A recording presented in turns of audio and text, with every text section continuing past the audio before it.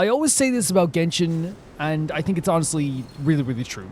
It's the fact that, like, I will go to certain places to level up characters. Whenever I do level up characters, I haven't been leveling up characters recently. And you kind of go to some place and you just, like, get the items you need and you get out of there. And you don't really, like, think about, like, the location you're in at the moment, right? Coming to a location within a story is life-changing. It's game-changing, I should say. Maybe not life-changing, but it's game-changing. Maybe it's life-changing. I don't know. Sumeru is pretty life-changing. But, like, it's game-changing, right? Where, like, now when you look at this place, because you're within a story, you're ready to kind of be immersed in the game. Like, look at this, like, oppressive sandstorm. These locations are fantastic. Like, Genshin just has some really incredible locations. By the way, my name is Calvin, also known as Romer, and this is Genshin Impact. And this is the continuation of Act 9, and we're here with Collei Al-Haytham is there too. I'm very excited to see what else this quest has. This has already been, like, one of the most interesting, unique, and exciting, no need for everyone but terrifying to stay quests so far. I'll protect the sages. The rest of you, return to Aaru village. And you could trust that. Yes, Mahamatra Sino. You know what I mean? Like, legitimately, like if Sino says that, you can, like, and I love that about Sino. He's genuinely, like, respected and feared. You know what I mean? It's not a thing where it's like you know, they're just listening to him for orders too. When he says, "I will protect this, the sages," everyone can trust that. Everyone's like, "Yeah, okay, it's Sino." If you have, I remember in the game, if you have a Sino coming after you, you might as well just, like, sign a death warrant. Sino! What's going on? You're back. How is the Dendro Archon? She's still with the pep, but she's recovering. What a relief. Yeah. Yeah, no, Pep helped out. What's with these sandstorms? Yeah, because here's the thing. Like, I know that there's, like, areas in Genshin that do have, like, sandstormy areas, but, like, when I'm thinking back on the Temple of Silence quests with Sethos, right, I don't necessarily remember there being sandstorms. But then again, it's one of those things where, as I always say, like, the same thing as I said with this last time, I was thinking like, oh, maybe there was sandstorms. I mean, but yeah, like, it's I guess it's one of those things where you know, I don't always remember the exact environment that but I don't remember there being sandstorms in this quest, but yeah. It's the Jinn. Countless Jinn have stirred up violent sandstorms across the desert, blocking our path to the Temple of Silence. Oh, okay. Yeah, and that's the thing as well with the there is sandstorms in the desert. Like, there's, especially when you get deeper in, there's, like, some crazy sandstorms, and it's such a cool visual. But yeah, I guess there wasn't sandstorms here at the Temple of Silence. Dinari and Collei have returned to Aaru village to help. Okay. The Jinn are being highly aggressive, so both the village and the merchant caravans require protection. It's just one thing after another. Where did all of them come from anyway? In all my trips to the desert, I've never seen anything like this before. As I see it, the only possible candidate is Gurabad. What? Oh my god. This is such a great thing. Look at this. So you have Jinn, were familiars created by the goddess of flowers, Nabu Malikata, for herself. After passing, they pledged loyalty to the King Deshret until the civilization was too swept away by storms. As the legendary race, they lived in the tales of the songs of the desert people, and now even their kin may still be encountered in the sands and in the city of Gurabad. The royal capital of a mortal kingdom once stood above the Great Red Sand. Under the rule of successful gilded dynasties, it was destroyed and rebuilt again and again, time and again, bearing a witness to the rise and fall of King Deshret's civilization until it was finally swallowed by the sands along with the Eremite leaders. To this day, many fables and legends about it still circulate through Sumeru, the most famous being the tale of Shura and Shirin. This is superb game design. It's so cool. It's so cool. I hope they continue to do this. I hope they do this for every single quest. I really do. World quests especially would be so great with this, because I find sometimes with world quests, I'm legitimately like, was that this thing that happened there? Oh, that was that thing from before, but I don't remember exactly what that was. If that popped up on the screen, like, you know, like Dragonkin, and you're like, oh, okay, let's read this again, you know? Great stuff. Really good. Gurabad? Baladuri could explain in more detail if he were here. All I know is a rumor I've heard about from previous trips to the desert.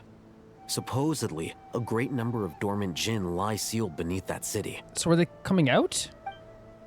Gin from Gurabad. A familiar figure comes to mind, Liloupar. I was talking about Liloupar last time as well. We're not going to see Liloupar, are we? Gurabad is, for me, a fated What? land. I must therefore return back to this city. where my destiny awaits me still. That's crazy. Because, like, legitimately, I would always give Liloupar a voice like this. But they're like, no, Liloupar's pretty, like, has a normal voice. My master, I am sorry that I couldn't stay by your side for long, and that I could not have more time to get familiar with you. Crazy. Seeing Liloupar is like seeing a friend that, like, you never liked. I wouldn't even call Liloupar a friend, because you guys know I have a huge problem with Liloupar. I do not like Liloupar. But it's like, you know, seeing that person that, like, thinks they're your friend, you know, and they see you and they wave, oh, hey, you're like, oh, God. It's like this person's constantly rude to me, but they think we're friends. Liloupar. Paimon, that was so cute the way you said that. Paimon and I should take a trip to... Wait, so you're actually going to see Liloupar? Yeah. We once said goodbye to a friend there. Well, maybe not a Definitely not my friend. Exactly, Yeah, but definitely not my friend. someone we met on the road anyway. She was a strange bottle. Yeah, it said some really horrible stuff. If we can find a way to wake her up, maybe What? she can help solve the situation in Gurabad. That is so crazy they're bringing back Liloupar. Well, be careful. You may find there's more than just the Jinn to worry That is... Is this like a... This is like a reunion. Like, Sumeru reunion. Like, if Jeht shows up now, I'll go crazy. You mean there are other dangers in Gurabad? It's a sensible assumption to make. The moment we arrived in Caravan Rebad, the Irminsul anomaly started spreading in that direction. Now we've moved to the desert, and suddenly we're plagued by Jinn and sandstorms. So it's related to a Gurabad. There's probably something more dangerous there, as everything's like pointing towards Gurabad. To call it a coincidence would be a stretch. Oh yeah, no, I get it. Don't worry, we've gotten a lot stronger since our last stint in Sumeru. Actually, very true. Oh my, they're like Pokemon. It's so cool. Ah! When did they show up? They were like hanging around there, right? Because the monsters native to the desert have been stirred by the Jinn's activity.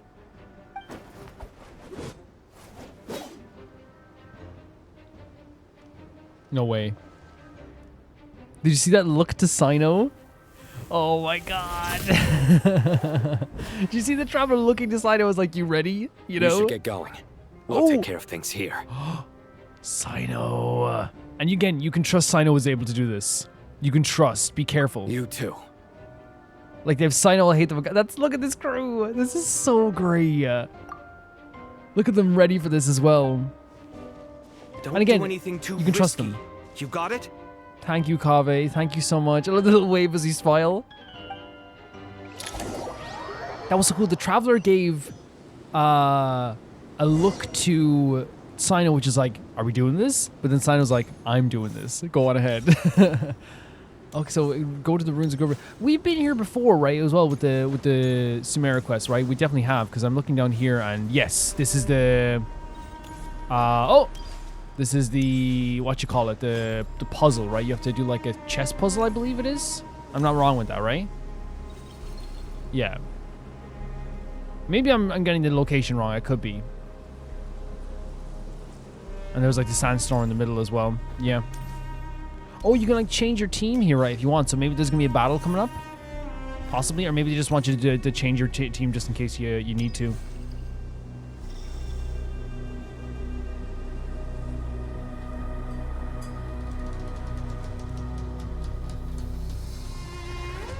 I don't know about you guys, but Genshin's such like an invigorating game for me. It's so easy to just play through. It's so fun.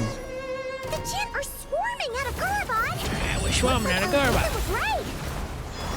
So he believes it has something to do with Gurabad because it's definitely like aimed towards here. Everything's like pointing in this direction as well. Okay.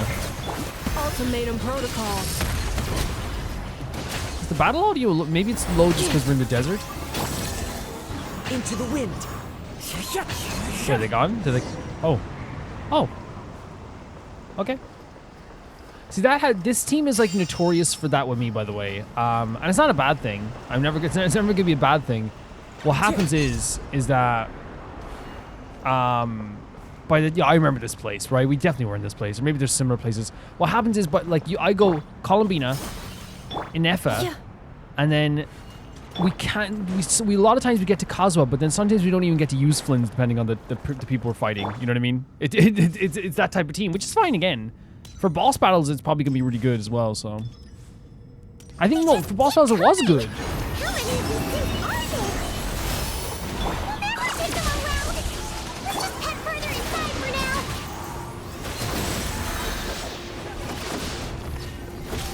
should actually be able to use splints. Close your eyes. Do you fear the dark?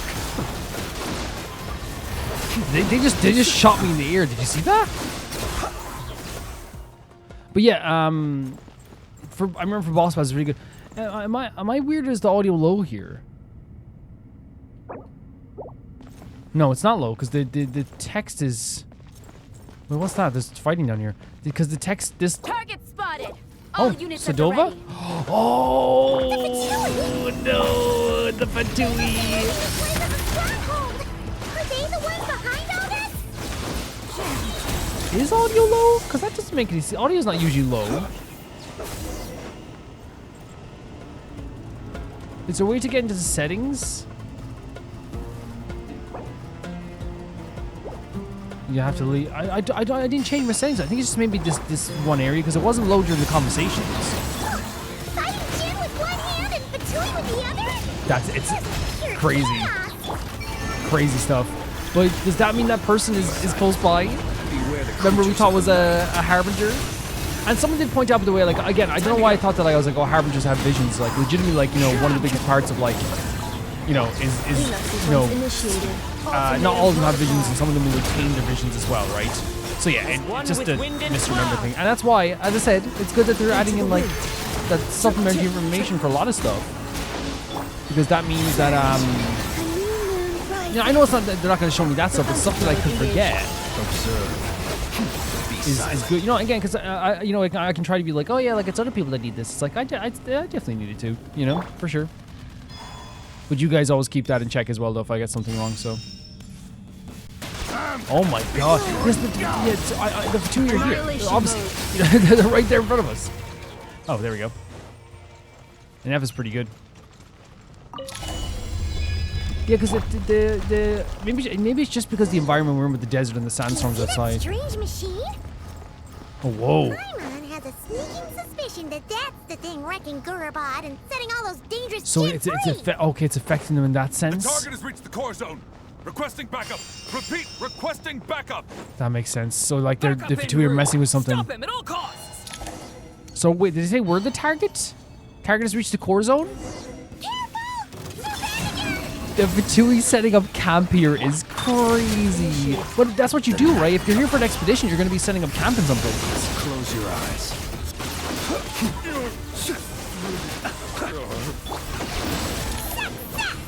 Nice one, traveler. Let's keep going. This is so cool, man. This is so cool. Oh my god. This is like a full-on like Fatui like anti-infiltration where we're trying to stop these guys, you know? Once again, the Fatui messing with stuff, of course. Ultimatum protocol. Fallen leaves, adorn my night.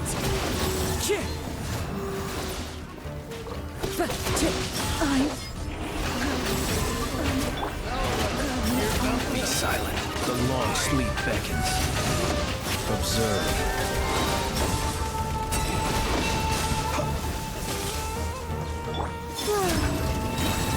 A moonlit night for all.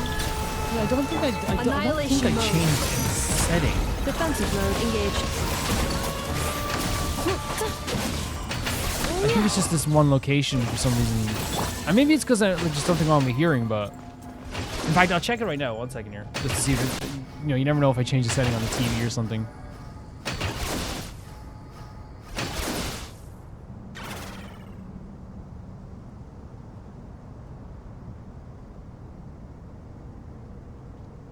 Let's try this.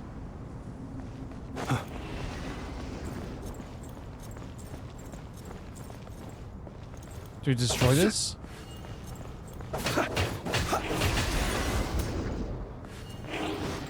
Destroy the device affecting the Jin. This hunk of Jin's gone kaput. Now we can finally... No?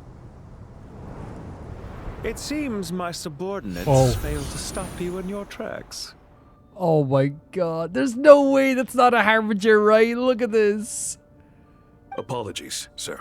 Sir, come on. There is no need to apologize. No You way. did well to hold your ground against such a powerful adversary for as long as you did. I must commend your courage and perseverance. Oh no. Oh no. So, in charge here, huh?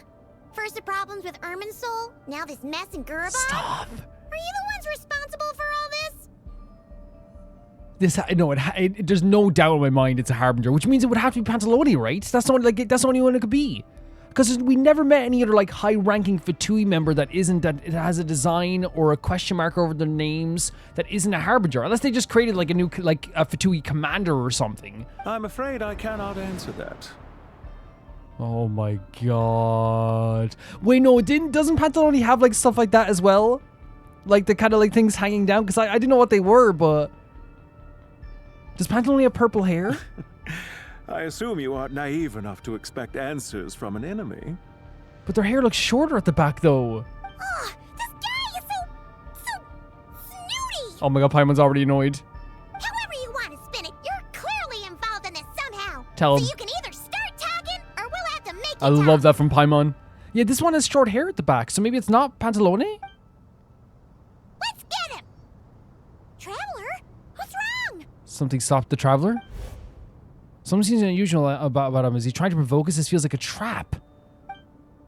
Judging by the tents and supplies, there must be many more Fatui stationed here than the few we saw on the way in. So where are the rest? So it feels like it was too easy for us to get in You're here? remarkably calm. Some would act more rashly upon finding the ringleader all alone. But you keep your cool.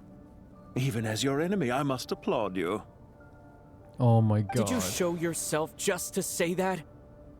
This is a great shot as well. Is this you trying to take back control of the conversation? Unfortunately, I really don't have anything to say to you. I am here merely to indulge my own curiosity. Your names are well known among the Fatui.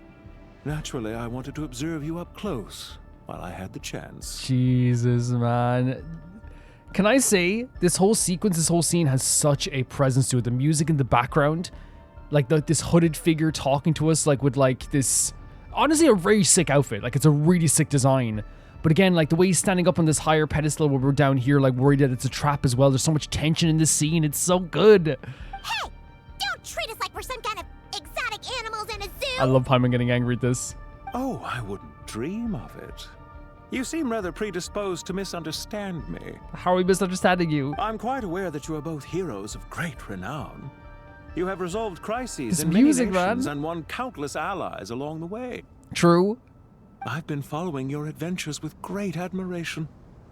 My only regret is that the trajectory of your journey conflicts with our goals. Our goals? Are you talking about like the Fatui in general, or like who's our goals? Mean admiration.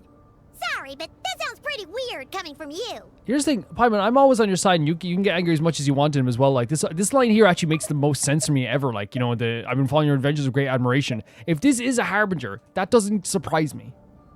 The Harbingers aren't these people that like are like, in my opinion, hateful towards the Traveler, ever were hateful towards the Traveler. Even like I believe like the Knave like grew to respect the Traveler very quickly.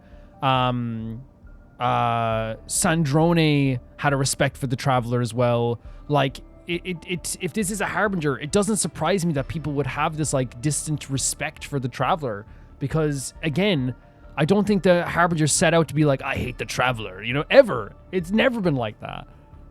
I don't see why. We may happen to occupy opposing sides, but there is no cause for deep-seated enmity between us. To respect one's enemy is to respect oneself. Oh. Well, now that you're observing us up close, what do you see? There's such tension in the scene. Holy hell. I've observed as keenly as I can. Yet, while I endeavor to understand, your true strength remains a mystery to me. You don't understand us fully? Violence is not my area of expertise either. Oh, yeah? So, you see, I would much rather converse with you like this than determine a victor with the edge of a blade. Besides, I've heard that even 3 moons in the sky fail to eclipse your brilliance. I know better than to bite off more than I can chew. I love that he's like bringing up like things that we have done in the past, which makes again what you always talk about, is it makes sense.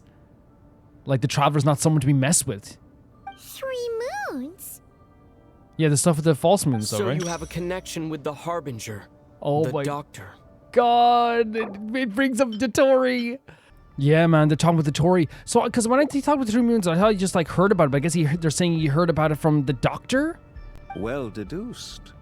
Our commander, Dottore, died in Nodcry. Huh? But there are things that do not end with his departure. So this isn't... We must... Our commander, like, would Pantalone call Dottore... Yeah, maybe I'm starting to believe that maybe it isn't. Look at me. I almost divulged more than I should have. Our commander? But he's saying that Dottore's, like, dead. So, like, maybe that, like... But he said things don't end with his departure. So what does that mean? Are they, like, carrying on what Dottore did before? What are you after? Revenge for Dottore? Or are you plotting something else? But he's proclaiming Dottore to be dead. I've said quite enough, I believe. There's no point in continuing this conversation, except to say, I've noticed that you seem to know your way around here quite well. Oh my god. A repeated visitor to Gurabad, are we? I like the voice actor for this character. I'll take that as a yes. Then I'm sure you'll have heard the story of this place. The mother of the Jinn, Liloupar, and the tragic tale of her vengeance that spanned 3 generations. We were with Liloupar for a time. It was right here that Liloupar once helped the wise to ascend to the throne.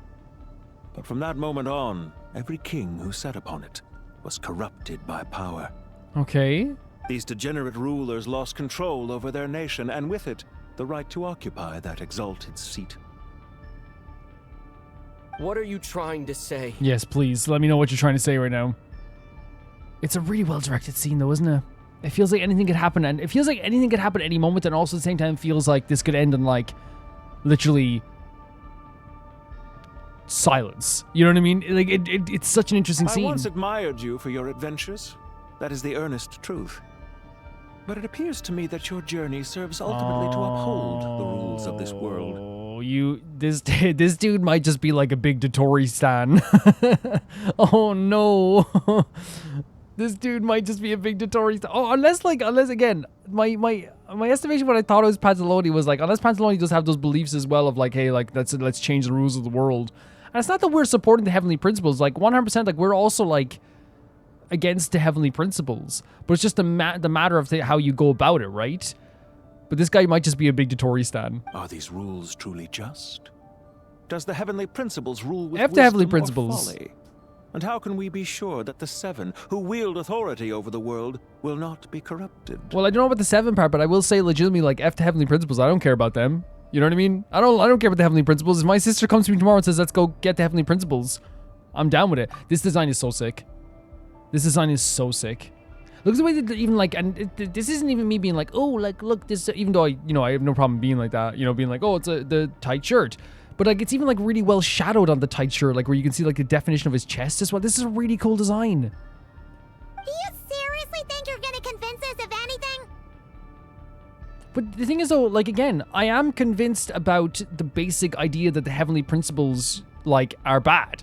I don't like the heavenly principles. They're not something that I trust or adhere to or think are fantastic or anything like that as well.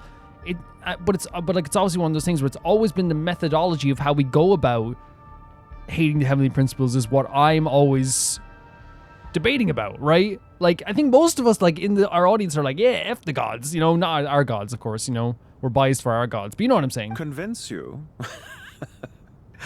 I'm sure my commander already tried that. Your Why would I waste commander? my breath doing the same? I think he's just the Dottore stan. I think he is.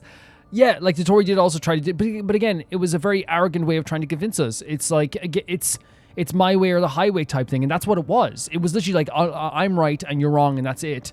When the reality should be always like, yo, you hate the heavenly principles? Or you don't like the heavenly principles? Yes, that's me. Calvin, also known as Romer, Traveler. Yes.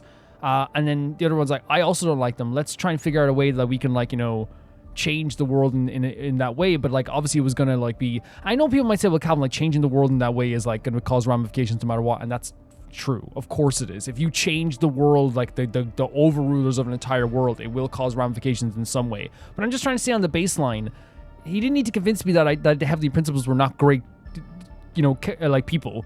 There wasn't an ounce of me that was like, oh, you know, Dotori, I just don't believe that heavenly principles are that bad. It wasn't that at all. That wasn't at all. I think this guy isn't a really big Dotori stan. I'll tell you why. Because even now he's like, he's trying to convince you. It's like, no, he tried to like impose his belief and only his belief onto me, and that was it. If a few words from a stranger were enough to make someone completely change their stance, it would only prove that they never had a firm will to begin with. I agree. I do agree with that. I am merely stating my position so that we might understand each other better. One's enemy in the present may not necessarily be an enemy for life. Depends on the person. As for what game I'm playing here, I'm simply buying some time. But now I must bid you farewell. It was a wise decision not to attack me immediately. Since you did not fall for my ambush, I will now have to ask those in hiding to reveal themselves. Oh, he does have someone hiding. Leave this to us, sir. Oh my god, look at this one, serving. Look at this one. I don't remember seeing this one before. Maybe we did. She woke up today and said, I'm going to look the coolest Fatui member you've ever seen in your life. Very well. I trust you to do what is necessary. Stall him while I execute the next step of the plan. I'm sorry, this character has such... And I don't use this word often because I feel like it's very derivative and it doesn't make sense that often. But like, they have like this kind of like... I'm not even going to say the actual word itself because I feel like it's become kind of a meme. But they have this like energy, this presence, this power about them. It's such a unique feeling talking to them, you know what I mean? I felt like I was in danger and unsafe at the same time conversing with them. It's such an interesting feeling. What a scene. Sumeru City, Irminsul. Yeah, really cool design, really cool scene. Hey, stop right there! Don't you dare leave without explaining yourself! We would like you to explain yourself. All units, stop them! Protect the commander! And so he's also a commander? But Dotori was his commander. Did you hear that? He mentioned Sumeru City and Irminsul! He definitely knows. Oh yeah. We can't let him get away! Get rid of these pesky soldiers, quick! Yeah, the tension here is so fantastic. Rear guard to the front. Don't let them through. This is really well done, isn't it? This is really, really well done. It does feel like we're like, you know, desperately clawing at like against these guys here, like fighting this battle. Like it's really well done. Beware the creatures of the night. One with nature. Close your eyes. Be silent. Night. We finally beat So him. cool. That mysterious guy can't have gotten far. Let's catch up with him. Yeah, and he did mention the idea of Oh, we're going this way, are we? He did mention the idea of the Sumeru City and Irminsul. Yeah, great design. As I said, great presence man. When I say I feel safe and also in danger at the same time with this character, it generally just is like this feeling of like, I don't think right now... It's like at any moment it feels like he could hurt me or shake my hand. At any moment it feels like he could like pat me on the back or stab me in the back. It's this weird feeling about him. You're like, oh my god, who is this guy? But he mentioned Dotori as his commander. I wonder how that works with the logic of the Fatui because we know the Tsaritsa... knows of Dotori because they said this in the, like you know, beyond the shadow of a doubt, they said in the last mission that like Dotori went against the Tsaritsa and the Tsaritsa like gave full free reign to be like, yeah, deal with it. Because I remember like specifically, and this isn't like me being like, I told you so, but I remember like specifically like, you know, I think some people were saying that like the Tsaritsa wouldn't be against Dotori, but like she saw it as a detriment to the Fatui. So I wonder if it's one of those situations where, and this is my estimation of why she might be okay with these Fatui members working with, or working in Dotori's ideals after he's gone. My estimation would be that she doesn't see, again, she lets people do their own thing as long as it's not a detriment to anything. Maybe she doesn't know about it, that's another thing as well. And also there's a thing where maybe it's like a thing where like, if it's something that doesn't directly affect her plan right now in the now, then that's different, of course. But of course, Dotori's plan was going to negatively affect the Fatui, and that's why she had to be like, nah. And it actually became a thing where the Knave and Sandroni were actually considered like the right ones in Tsaritsa's eyes, the last quest. But yeah, I'm guessing that's what it is. She probably just doesn't know there's people also trying to do Dotori's bidding still. And also at the same time too, there's a thing where maybe right now it's not on her radar of like, well, this doesn't affect my plan right now as well, right? Because we know that there was the quest. She did 100% approve of the Knave Found him! Over here! doing what she wanted to Dotori. And Tartaglia as well. You're very persistent. You have a great voice. Hey, you! Stop running and explain yourself! What are you trying to... Paimon, wait. Oh, no, poor Paimon. What's this? Poor Paimon. Relax. A small trap like this won't be enough to hold you. He has so much confidence in us as well, which he said he has admired us from afar. The sandstorms from Gurabad will die down soon enough, but this small window of time was all we needed to launch the next phase of our plan. So it was all the distraction? So there was more than one ambush. I shouldn't have let my guard down. Don't be discouraged. I knew that someone would come here eventually, so I planned ahead. And that's why all the Fatui soldiers were like, hey, you know, he's here. Where to chat with you, which door to exit from, even which mechanism to wait by for you. I thought through every detail. Meticulous, right? Very meticulous. You, meanwhile, know nothing of who I am. So far, you've only heard my voice. And for all you know, it may not even be real. That's scary. That's super scary. But not to worry. This is only our first meeting. It shan't be our last. Stop. No, this character has a great presence to him. They really do. Just answer me one last question. Why do you continue to follow Dottore? It's a good question. He has conducted countless cruel experiments, even on his subordinates. Yeah, and follow isn't quite the right word. Let's just say even those you see as villains have their friends, even if they aren't the most sincere of friendships. Oh, so it's like, maybe it's like he's getting something out of it in some ways? Because he's saying even though they're awful, we still have friends. Because obviously what happened was the majority of the Fatui members, Tartaglia, Sandrone, I'm saying majority because like legitimately is now at this stage it might as well be the majority with how many Fatui members are gone. Like the captain's gone, all this. Yeah, but what I'm saying is like a lot of the Fatui members are like, we do not like Dottore. We never liked Dottore. And that goes for like every single that goes for most of them. I'd say even like Signora probably didn't even like Dottore, right? And they didn't want to work with him, and they're glad that, at one point that the Tsaritsa kind of was like F Dottore as well. They were really glad. But what's interesting is that here he's saying like, yeah, it's not like I'm seeing Dottore as like this really beautiful, amazing person. It's like, I have some sort of connection here that doesn't have to be a sincere friendship. When any set of rules is established, there will be those who benefit and those who lose out. People will do anything to justify what they have gained or escape from the hardship imposed upon them. True. Neither he nor I are tolerated by the rules of this world. We were You both aren't searching either? for a new order. Our ideas of the final form that should take may have differed, but our journeys took a shared path. Okay, this worries me because this idea of like, whenever set rules established, those who benefit from those rules, and people who will do anything justify. Bye, Traveler and Paimon. He said, "No, you're not looking back." Albeit not too soon. I will need a little more time to prepare, after all. This character is actually kind of scary, but in a very different way from any other villain character in this game. This whole thing, neither I or Tarbudo was both searching for a new order. This whole thing, when people do anything to justify what they've gained or escape from the hardship imposed on them. So he's saying that, like, I do agree with the idea that people will try to, like, justify, like, their own wealth or their own safety, and other people who don't have that will try to escape from, like, that hardship, which makes that does happen 110%. But I think what he's saying is that because he and Dottore aren't tolerated in some ways by this universe, they're trying to find a new way out, and that's why they're like, you try to justify it, why this world should stay the same. We're trying to find a way to escape from this. And he's saying we don't agree with each other. His methods aren't maybe my methods. But I will say, as always, I stand by this. If you align yourself with Dottore, you are going with his views. That's the way things go. If my friend goes around beating people up every day, and I still hang out with him while he's beating people up, and I don't say anything against it, and I'm like, hey, we're still best buddies, at that point, I might as well be having a flag on my head that says, "Woo, yay, beat everyone up." You know what I mean? It's just, you can't have it both ways. You can't be like, well, we disagree on stuff. That doesn't mean I agree with this stuff. It's like, no, but like aligning yourself with him even after he's gone is a support of what he has done. It shows that he has support. And I don't care what anyone says about that. That's just how that works.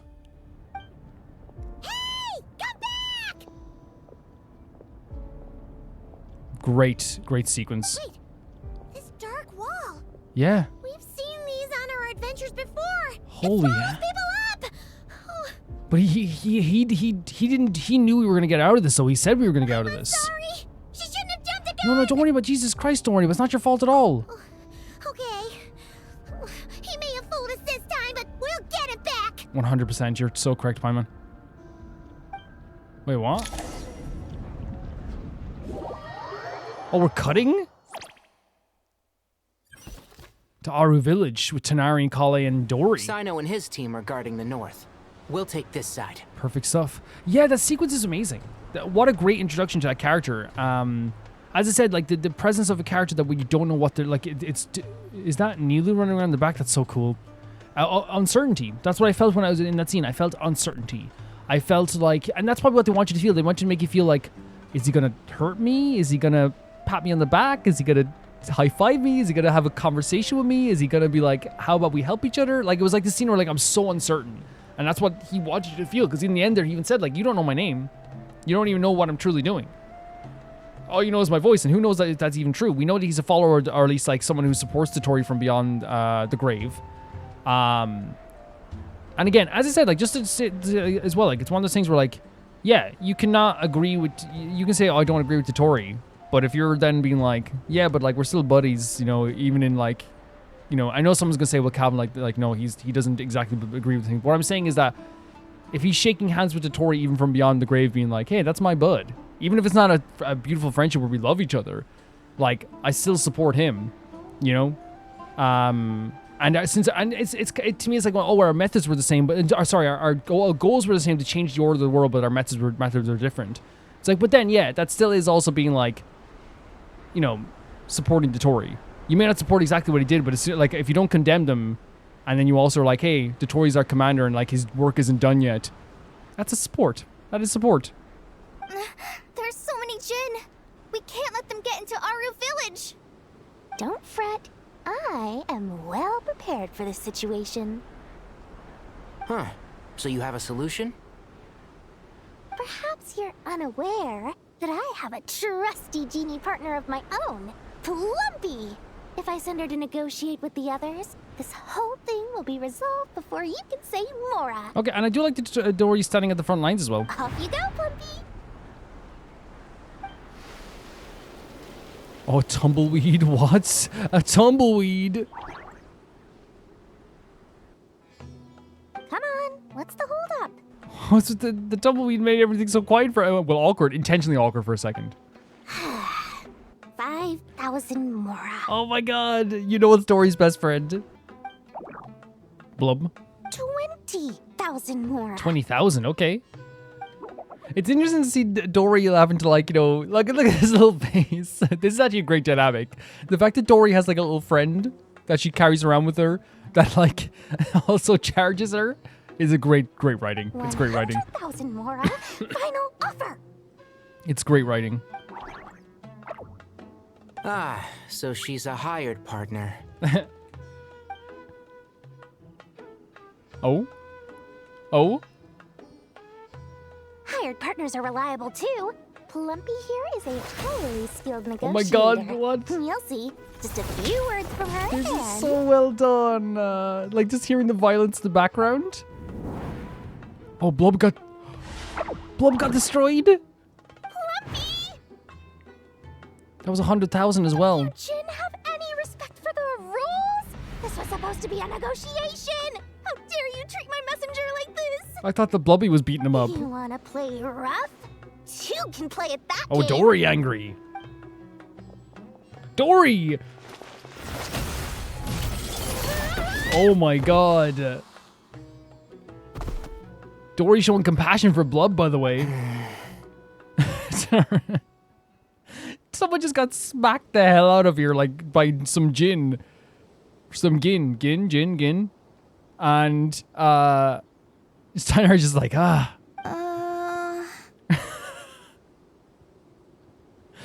The game is doing Dory so bad here. She literally got slapped into oblivion and everyone's just like, Looks like it's up to us now. Be careful, Collei. Yes, That's master. actually hilarious. She got knocked out and we're just sighing. What happened?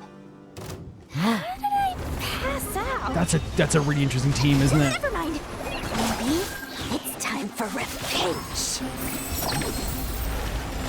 You know, I've never used this reminds me of when you first arrived in a video this forest. team. or anything You were like this trying to team. help a child retrieve a lost toy when you stumbled upon Spino Crocodile territory by mistake. Yeah, I remember. Our first time fighting side by side. Oh, that's so cute. Fighting side by side. I seem to recall swooping in to rescue you with a team No. of forge Please stop. This is interesting, but because I don't know how to use them, like, it's like, it feels weird, right? I think probably someone that comes, don't know how to use any. How dare you? I'll approve you! How dare you say that?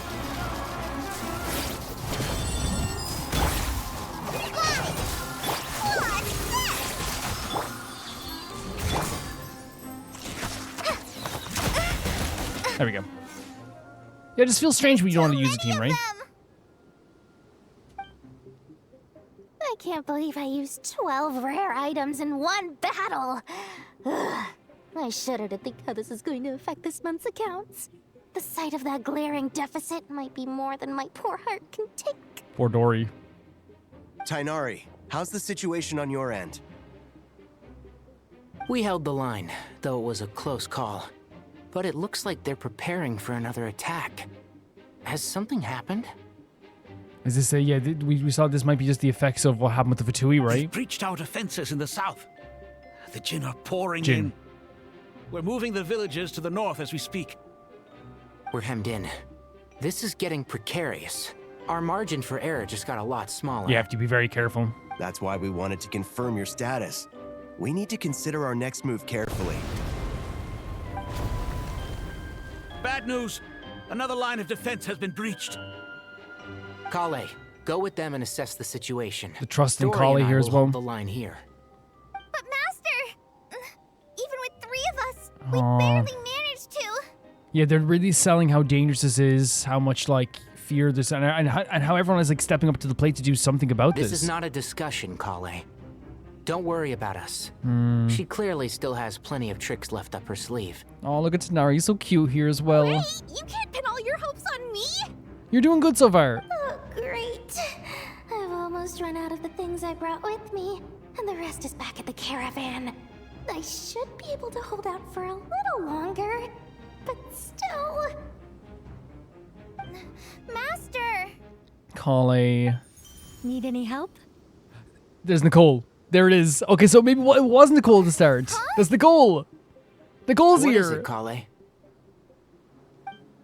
If things continue like this, it won't be long before Aaru village Look at the is shadows. overrun by Jinn, and the sandstorms are sure to follow in their wake.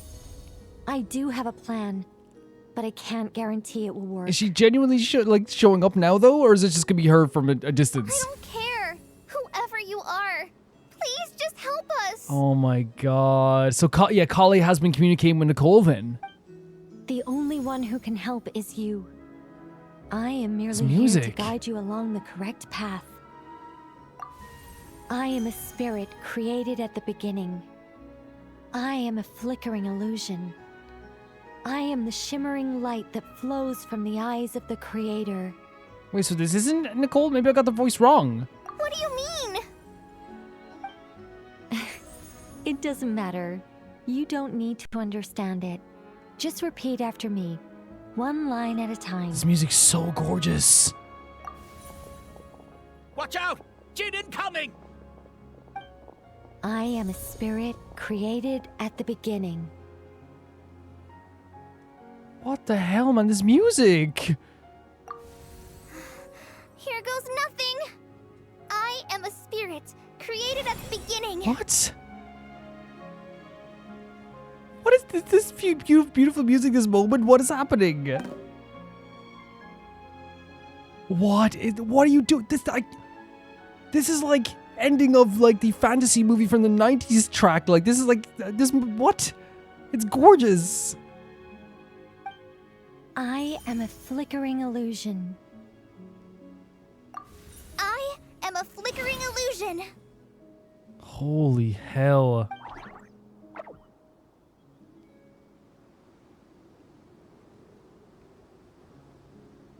What's wrong, Plumpy? I've never seen you so agitated before. I'm getting chills. But how do you... What? Do you know what Collei is reciting? I am the shimmering light Collei! that flows from the eyes of the Creator. Holy, I'm getting like emotional, man. Look at her. No, this music is incredible. I am the shimmering light that flows from the eyes of the Creator. Collei.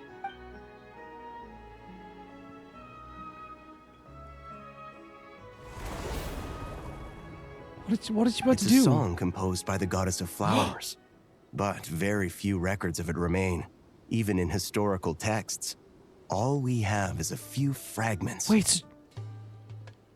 So to them, she's just literally reciting a song that, like, you know, most people shouldn't even know. Is Collei an avid historian? What the hell? Not to my knowledge. He's like, I've never seen my daughter with a history book. I'll be honest with you. What? That's so incredible. The Jinn have actually quieted down. Although, no, it's more than that. It looks like they're showing submission. So, oh my friend, and that would make sense, right? Because they've all, because it said it here, right? And that's what's so good about this, right?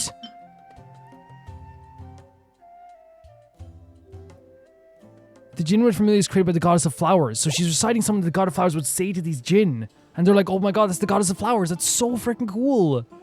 Clearly, the songs left by the goddess of flowers have a soothing effect on them. At the very least, they're much calmer now. That's awesome. That's so awesome. Really? Let me try. I am a spirit created We'll have the same effect. at the beginning. It doesn't have the same effect. Don't stay away. I'll stop. I'll stop. The fact that Collei got to do this magical girl thing for these, like, Jinn is so amazing. It seems like the song only works when Collei recites it. But why? Is it because the influence of Nicole? Or is there something else? Because, like, if Collei's able to, like, witness stuff from the future, she's able to communicate with what seems to be Nicole again. I was kind of confused when she said I'm like something else there. I think it has to be Nicole, right? It has to be. And she's, you know, she has all these visions, as we said, and now she's able to do this. There's something in Collei that's, like, awakening. There has to be. Collei. Oh, he's like, well, that's my daughter. No, not right now. Not right now. Not right now. Well, actually, we do need to see the Traveler safe, but, like, oh my god, I need to see more of that. The Traveler trying his best to get out of here. How are we going to do this? The only way out of here is by brute force, but too much force and our entire ruins might collapse. You see that freaking animation? The mechanism is right outside. Maybe there's a way to... When I heard that loud rumbling in the distance, I thought the shifting sands had bust open the gates to some ancient treasure vault. Turns out it was just you guys. What? Oh my god, just literally tears, freaking tears just appeared in my eyes. What? Huh? Wait, that sounds What? No freaking way. It's been a long No while. way. Did you miss me? I literally said it earlier. Imagine if Jeht showed up. It's like a full reunion. You think, oh my god, how are you? And Ben. Oh my freaking god. Jeht! Ben! Oh my god, guys, tears up. Just when I saw her appear, tears. Let's save the catching up for later. First, I gotta get you guys out of there. Oh my freaking god. This should be the right mechanism. Ben, can you handle it? By the way, I don't know if you've heard her voice before, but her voice here is like, she has such a cool voice. And see, they also give you information on Jeht if you need to. Like, and look, the Jeht Uva there is the greatest character of all time. She killed people who deserved it in that village who tried to kill her and sell her off for torture. She's incredible and amazing. Great description. Great description. Guys, I have chills. There we go. Oh, look at the artwork as well. Are you kidding me? Are you kidding me? This is the greatest. Come on, let's leave this place.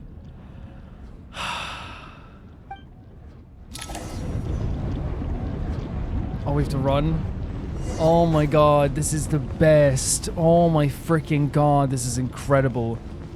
See, at first I was like, who's that? And I was like, I don't really recognize the voice, because I was like, you know what I actually thought could have saved us here? I was thinking, oh god, I was thinking like someone in the desert could have saved us, like the only person who hasn't shown up yet on the list there was like maybe like a Candace or somebody, right? And then I saw the shoes and I was like, wait a second, that's not Candace. And then I heard the voice, I was like, that's not Candace. This is Jeht. Oh my freaking god. I was thinking of who's left. I was like, oh, maybe it's Candace, but then I was like, that's not her voice.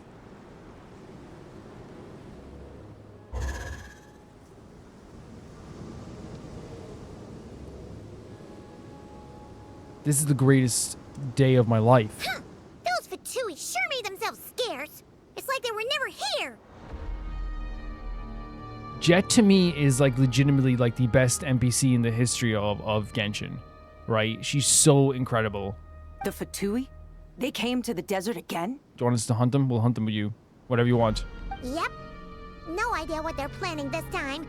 They were being very coy about Indeed. it. How have you been, Jeht? That's what I asked it during the very terrifying situation of us being trapped, but I definitely want to know. Well, since we last met, I've started my own band of mercs. Very cool. We've actually made quite a name for ourselves. Okay. What'd you do with the mercs? Oh, yeah. On a slightly different note, I have some good news. What's the good news? I finally took care of Messiah. Not much to write home about. It was just another day. Found his hideout. Dragged him out of his cozy little bed. I mean, fair enough. Whatever you want to do. He tried to talk me into seeing his point of view, as usual. But I'm way past that by now. There was nothing he could say to save his life. So I remember, I'm not always clear on this stuff, and you guys let me know as well. Messiah was one of the people probably in the Tani tribe, right? That Jeht was in. Right? So, again, I don't remember clearly what happened. Did Messiah like escape that day or not get? Maybe that's what happened. I don't think they'll have it here.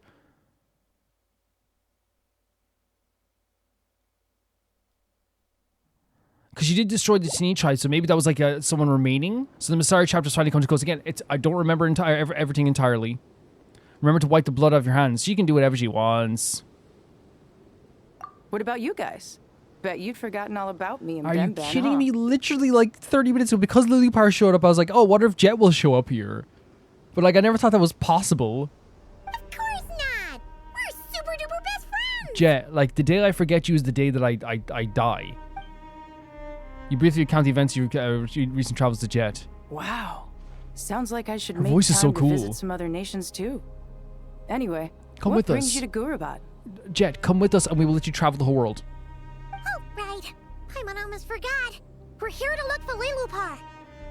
Oh, that bottle? Yeah, that bottle. Yeah, we can smash it with a hammer afterwards if you want. Yeah, we need her power to calm the Jinn and stop the sandstorms. Here's hoping we actually manage to find her after all the trouble we've been through. Surely, with everything's been going on in Gurabad, she must have woken up, right? I cannot believe we're looking at Jeht right Way to now. find I didn't mean to click that, but it's okay. It's okay. Is that the only part of the conversation there, I guess? I guess so. But here's the thing about like the thing about Jeht, guys. Like, you guys know how much she means to me. You guys know how much she means to you guys as well. It's not just me. We all adore Jeht, right? This is something I didn't expect. This is a true like Sumeru reunion. This is because I was like, when Liloupar got mentioned, I was like, oh yeah, like Jeht should show up too. What if Jeht shows up? But like, that's like never in a million years I think it would be a possibility at all. I'm glad she got to kill all of her enemies too. She deserved it. To kill all her enemies. Because the thing is, like, people tried to like say that like she was evil for what she did or she was bad for what she did. That whole tribe had no problem trying to kill her in that moment as well when she returned to the tribe after the elders of the tribe tried to sell her into torture and to death. That's what they tried to do, factually so. And then when she returned to the tribe, they all tried to kill her. So her killing them back is not a bad thing. I don't care what anyone says. It just isn't. You like, if 20 people come right now as you walk down the street, try to attack you and kill you, and then you kill them, right? No one's gonna be like, man, you committed a massacre. It's like, no, you literally self-defensed harder than they could try and kill you. That's what happened. That's just factually what happened. It's not even an opinion. That's factually what happened. It was her entering the village after they tried to sell her into torture, and then to be experimented on. And then when she returned to the village, all the village tried to attack her. That's just what happened. It's just what happened. I'm sorry. That was one thing I do not play with whatsoever. Oh man, I remember this image even. Right, this angle we remember. Look for Liloupar. Let's see. She should be around here somewhere. Is that her right there? Oh god. Liloupar, play nice. Found her. Oh. Liloupar! I'm not... okay, Paimon's excited, I guess. But... What a long dream that was.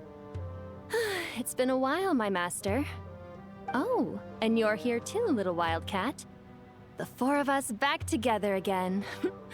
Imagine that. It wasn't a rude awakening. In truth, it was at first. I was none too pleased when those miscreants barged in. But it did give me the chance to reunite with you, dear master. So I shall overlook their folly. Yeah, they always called us master as well, right? After we last parted ways, I merged with the land beneath Gurabad to suppress the dark calamity stirring in the depths. I just keep looking at Jeht, like, with a smile. I'm like, oh, there she is. It rekindled the flame of vengeance within the Jinn, depriving Gurabad of any hope of peace. I fought against it for a long, long time. Until one day, I sensed a change in a foreign land to the west. Suddenly, the pitch-black abyss fell silent. A foreign land to west, because you mean Nalan? Gurabad isn't far from there. Did the abyssal presence beneath the city fall silent when we defeated Gosioth? Once satisfied that that dark power could no longer bewitch the Jinn, I too fell into a deep slumber, from which I have only now awoken. Why have you returned to Gurabad, my master? And why is my sand-swept homeland in disarray once more? Well, basically, Sumeru's in danger and a lot of our friends are affected. Some bad guys messed around with Irminsul and now they've released the Jinn in here. Great summary. We managed to chase off the culprits, but we have no idea how to seal this place back up and stop the sandstorms. Yeah. Child's play. I shall quell the Jinn and scatter the storms. Thank you, Liloupar. No need to thank me, my master. I have granted many wishes in my time, and this was the most trivial of I them still all. can't get over the voice. Like, I talk to Liloupar like this, you know? Liloupar has like a fresh and cool voice. Like she's doing like a what you call this, those induction things for work, you know? If you find a box on the floor, how should you pick it up? The sandstorm's gone. The sun shines bright. She just did it like that. Liloupar just did it like that. When I said that we'd meet again under a lovelier sun, this was exactly how I imagined it. You being happy, safe, and still having a little bit of a vicious streak like you did to that guy when you dragged him out of his bed, I couldn't be happier. I couldn't be happier. Although, honestly, Paimon would love to hang out with you more, even if the weather sucks. Like listen to me too. Well, there shouldn't be any more Jinn breaking out, right? Are we okay to head back? Let's all head to the Temple of Silence. Do you want to come with us? Sounds good. You can introduce us to your other friends. Yes! Oh my god, Jet's coming along! Another adventure begins. Lovely. Bro thinks he's on the team. I love that I'm like, yes, the trio's back together. Liloupar's, yes, the quad. Stopped. We should be able to get to the Temple of Silence without any problems now. Time to regroup. Yeah, this place is gorgeous, isn't it? Look at the water here as well. Yeah, it's like, oh my god, the trio's back together. You know, Jeht, Paimon, and the Traveler. Liloupar's like, and me. Liloupar's like a Wobbuffet showing up. Actually, no, I love Wobbuffet. A lot. So.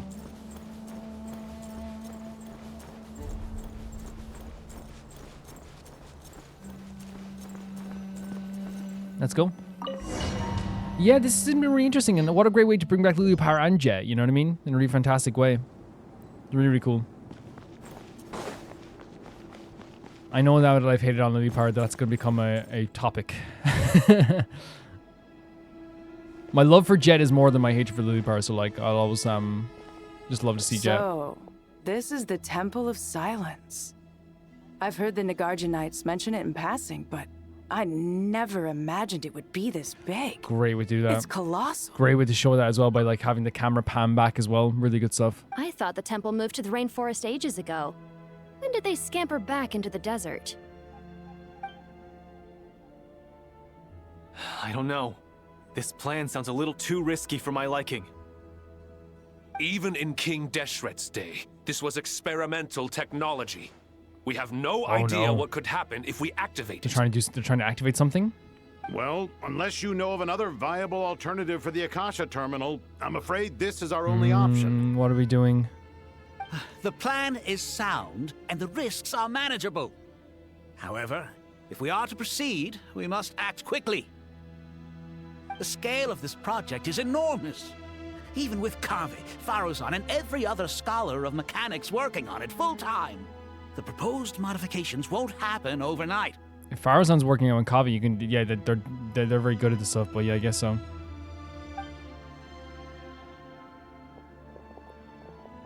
You're back. Everything all right? Yes, and we brought someone you're gonna love.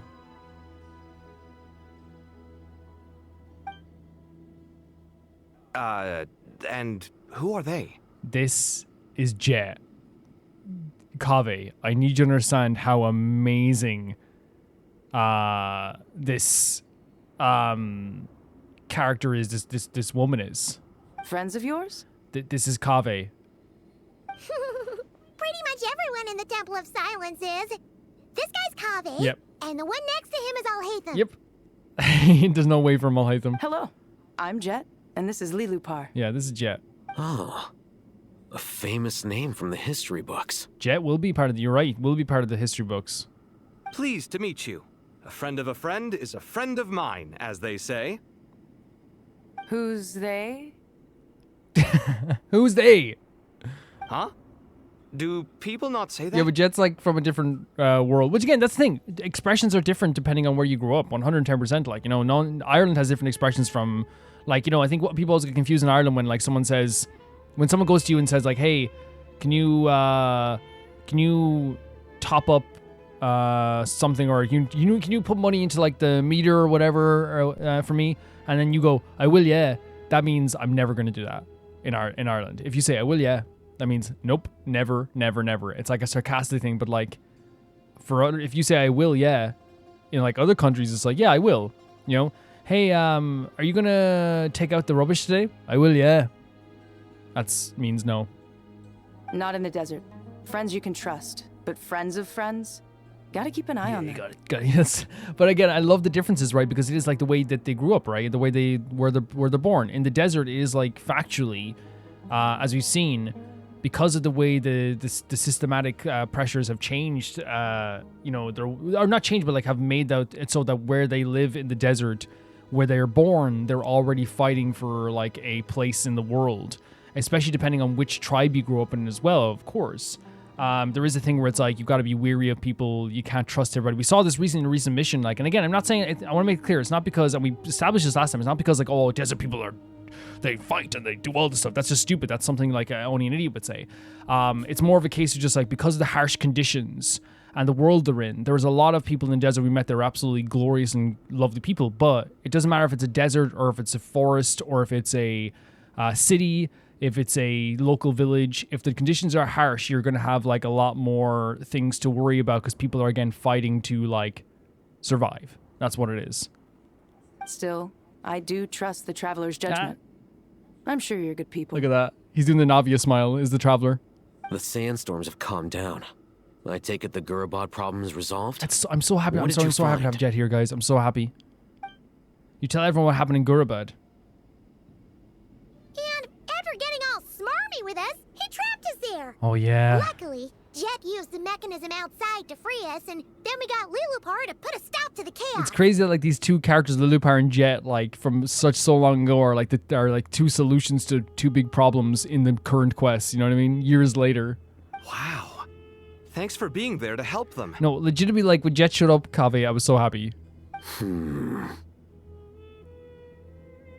So, this mystery man openly admitted that he was merely a Harbinger's That's the thing. I thought it was a Harbinger first, but the way that they talked, it sounded like they were like a Dotori stan. You know what I mean? Like, it was more like they were like a Dotori's #1 fan. But then they mentioned it as a friend. Yeah? Is there something weird about that? You know? Now that you mention it, it's a little strange. I assume you aren't naive enough to expect answers from an enemy. We're saying that those answers might not be accurate. Well deduced. Our commander, Dottore, died in Nordkrai. Yeah. Good. He was clearly unwilling to answer the question when we first met, so why would he admit to be...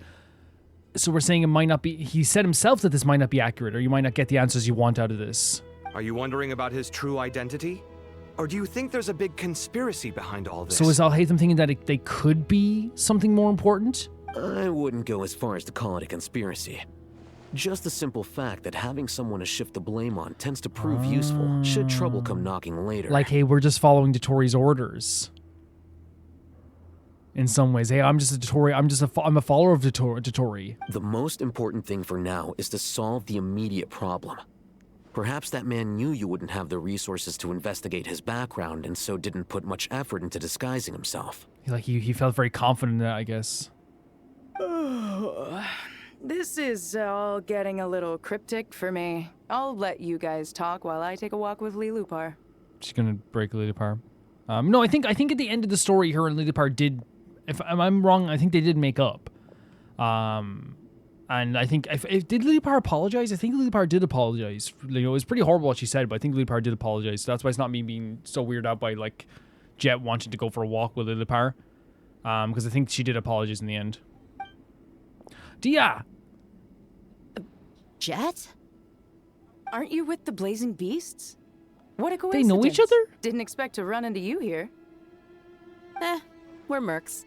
You can run into That's us so anywhere. Cool. Who's this with you? So, did you find That's a pretty cool side thing. in the Temple of Silence? I didn't know they knew each other. You bet we did. This place is incredible. It has everything. Kaveh, the ultimate architect, would love a place like this. So far, we've discussed a plan and verified its feasibility. Building a new system from scratch is out of the question. So our only option is to modify the Akasha using certain resources we hope to find in the mausoleum of King Deshret. So we're going to the... This is a celebration of Sumeru. What modify how? According to certain sources in the Temple of Silence, there is a core device in King Deshret's mausoleum known as Aaru. Little is known about this device in academic circles, which suggests it was hidden quite effectively. And mausoleum known as Aaru. Little known is about the device in academic circles, which suggests it is hidden quite... Okay. If these sources prove correct, the energy contained within Aaru may be sufficient to power our Akasha renovation plan. Sure. However, this raises difficult questions regarding technological integration. The sages are still debating Yeah, I can hear them over there arguing. Yeah, but I'm sure they'll reach a those? compromise once they've argued it out. The people of the rainforest are always cautious when it comes to desert technology.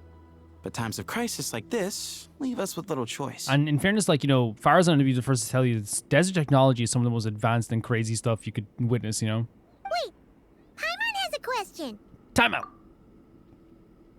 Is this the same Aaru we've heard of before? It's sealed off, right? Some sort of prison where the Goat King, Ibis King, and Crocodile King are locked up. Was that not the quest that we met those guys during a quest where they talked about...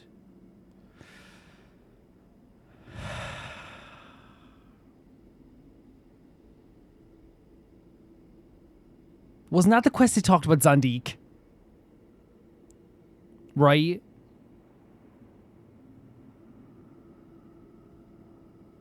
I'm not wrong in saying I remember it was the quest where they found out Zandik almost left someone behind, right?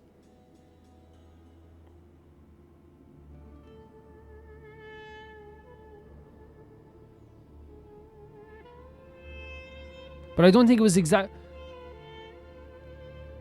I know the Ibis King, the Crocodile King, and Goat King. They mentioned. I think that's when we did see the stuff with Zandik. But I think Aaru was even mentioned before as well. Was Aaru also the thing with the quest with Jeht's dad? Was that thing too? Well remembered. Yes, that's exactly. So it's like right. a place like where they're like locked away. Because I remember that there was. I remember that quest. Obviously, during that quest, we talked to the cat, right, which was the Ibis King, and we also talked to the crocodile and the goat king. And it was Aaru was a prison where they were locked up. Where I think King Deshret locked them up there, right?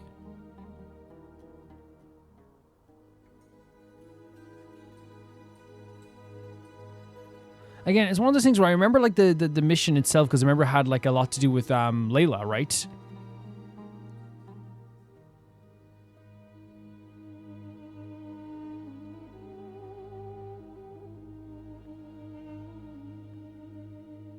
And what was the thing called with Jeht's dad? Was it the Golden Slumber? Yeah, there's a lot of stuff like it's in my mind that's like coming up here. Maybe we could like see. Oh, look at this.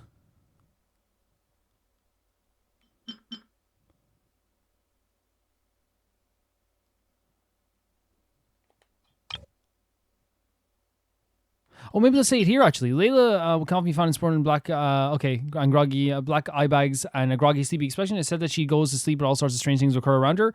The sleepwalking-centric heaven-sent thesis, human calculator, the one who climbs the wall of Samuel barehanded. As such, though she's not been in academia very long, she's also a subject of... So they don't say it here as well, okay. But I remember it was that quest, and I think also, like, there was... In the Jeht quest, there was also, like, this thing where it was, like... But I think that was called the Golden Slumber. Yeah, okay, that's fine. According to our records, Aaru was the most brilliant creation King Deshret ever conceived of. Built by divine and mortal artisans working together. It was a miraculous accomplishment, and it lies hidden deep within the king's mausoleum to this day. That being said, what Aaru actually does and why it was built, those are deep secrets we are not privy to. Until recently, I wouldn't have been optimistic that the place even exists. The only reason I'm inclined to believe it now is because we heard it from the Ibis King Thoth himself at his temple. The tale of how the 3 retainers of Al-Akhmar we heard this, were right? imprisoned in Aaru. Yeah.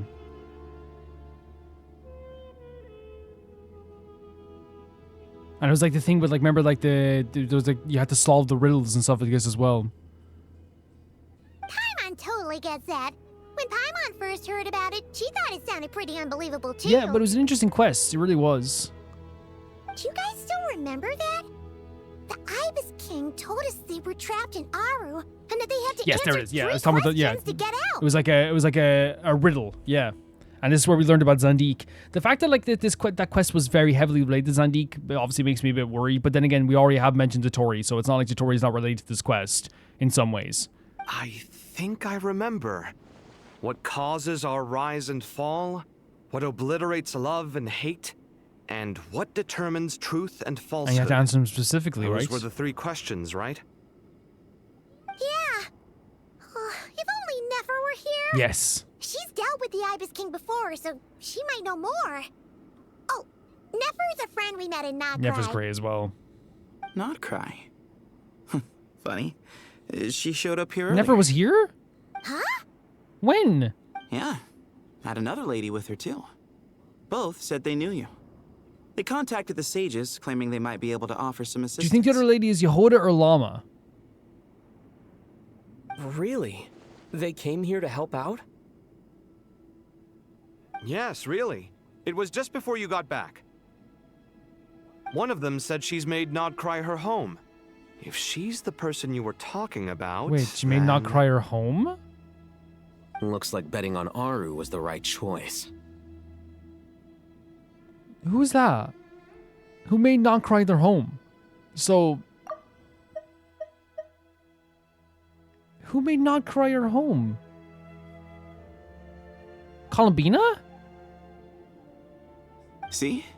They're right over there. Oh, it's Nicole! Okay. Oh, I was like, Columbina's here? They're just Nicole and freaking Nefer just standing right there in front of us. Nicole! Nefer! That's crazy. I love that they're adding more information every single time to that thing. It's great. Why, hello. We're here to help. Holy hell, man. And I guess it makes sense because Nicole was, I think that kind of confirms that it was her probably talking to Collei then as well, right? Which again, I knew the voice, right? For sure. I shouldn't doubt myself. I think sometimes I do, and people have said this before, that I do doubt myself sometimes when it comes to like what I know. I think it's just because there's so much in Genshin and in Honkai as well where I'm kind of like, is that the case? And people have directly said like, no, like you shouldn't doubt, you just go with what you feel like, because like usually it can be true, right? But I think it's just always like there's so much information that it's easy to be like, was that it? Is that it? You know?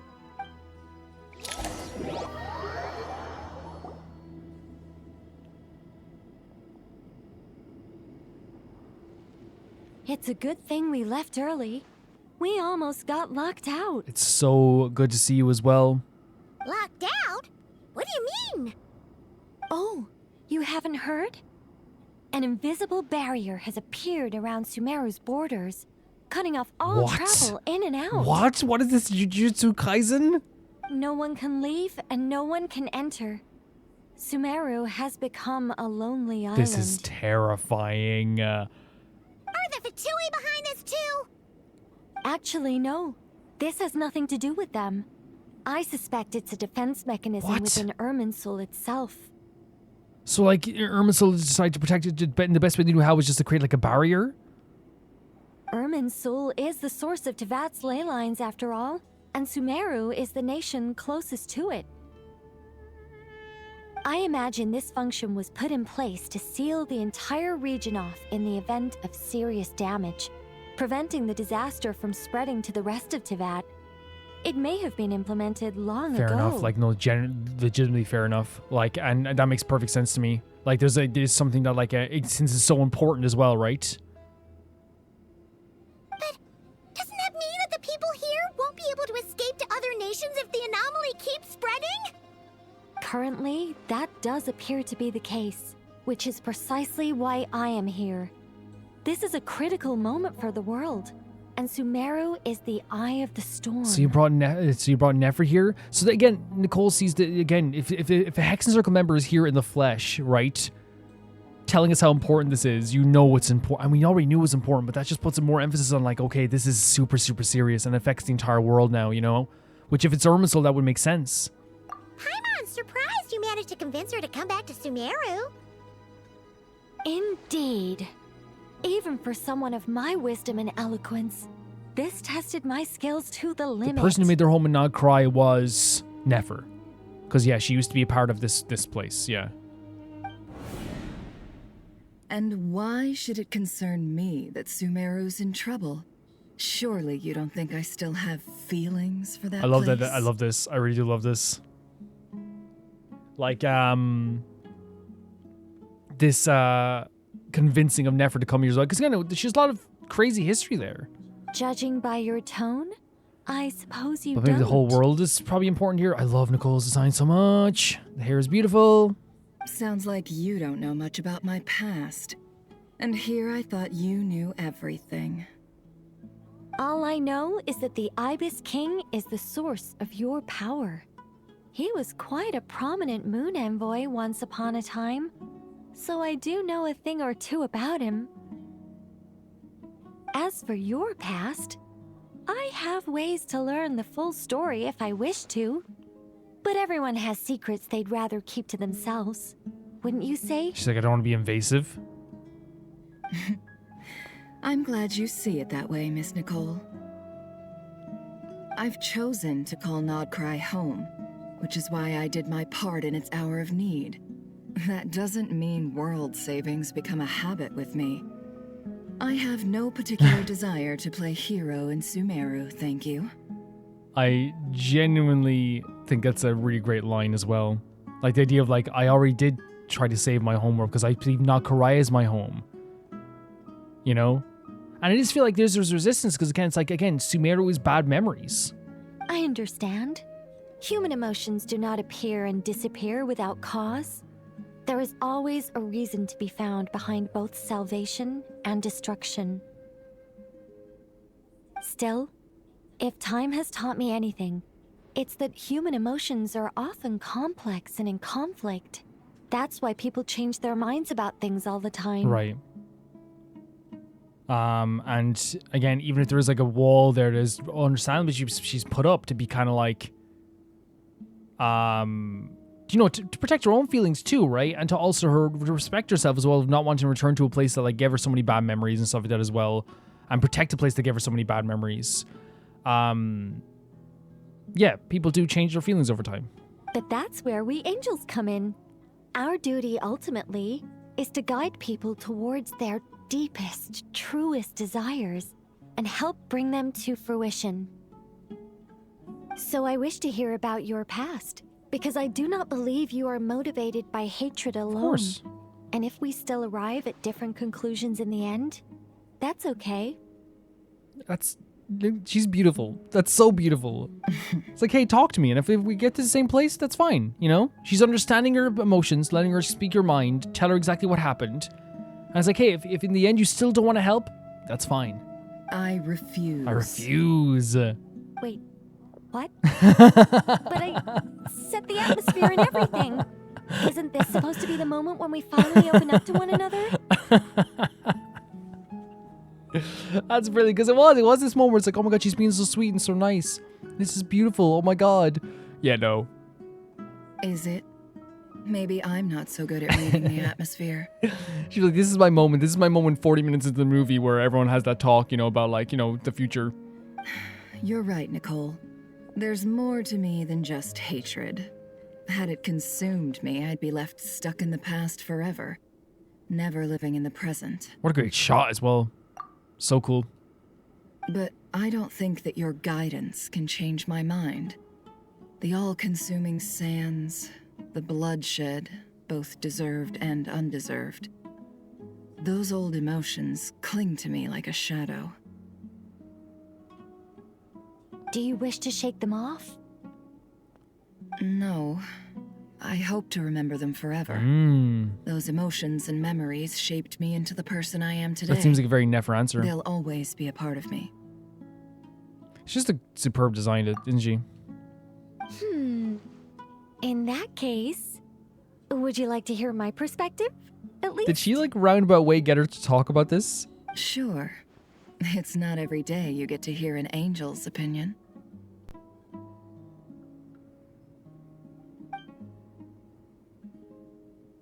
A long, long time ago, when the angels still walked freely upon the earth, I found life tedious. Monotonous work, lukewarm relationships. Things weren't nearly as interesting as they are now.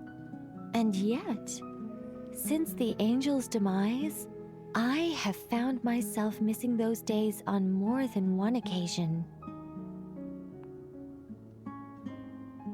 So, when the angels walked freely, it felt tedious because there was lukewarm relationships, monotonous work. But she misses those times. Human emotions are often attached to a person, a place, or an object. When those things are gone, the memories quickly fade, and the emotions slip away along with them. If Sumeru were destroyed, both rainforest and desert would be no more. With the object of your hatred wiped from existence, it would not take long for the memories buried deep in your heart to slowly fade. That's an interesting perspective, right? That's a really interesting perspective. Both love and hate are intense emotions, but they are nothing compared to the void left behind when they disappear. Most sophisticated, Miss Nicole.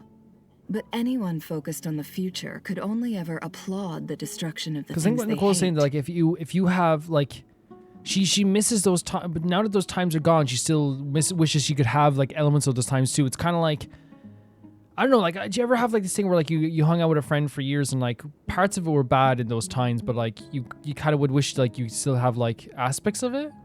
Still, I'm a special case. Someone once told me that human memory is more selective than a Mora-hungry merchant choosing between customers. We all need a reality check once in a while, so we don't forget the truth. As much as I dislike Sumeru, this is no way for it to perish. All right, you win. I'll help you out a little, but I won't work for free. Yep, gotta pay her. How much will you need? You're not gonna milk this for all it's worth, are you? What do you think? I'll be upfront with you. I don't have much more on me. If that's what you need, I could borrow some from Alice. Or perhaps I could pay in sculptures. The ones I carve are actually worth quite a lot. Pay in art? Just cover my travel expenses. Oh my god. I love this about Never, because like Never's a really good person, like, and sometimes he just needs you to like do something to make sure that they can help, right? It's almost like a prideful thing as well, you know? Huh?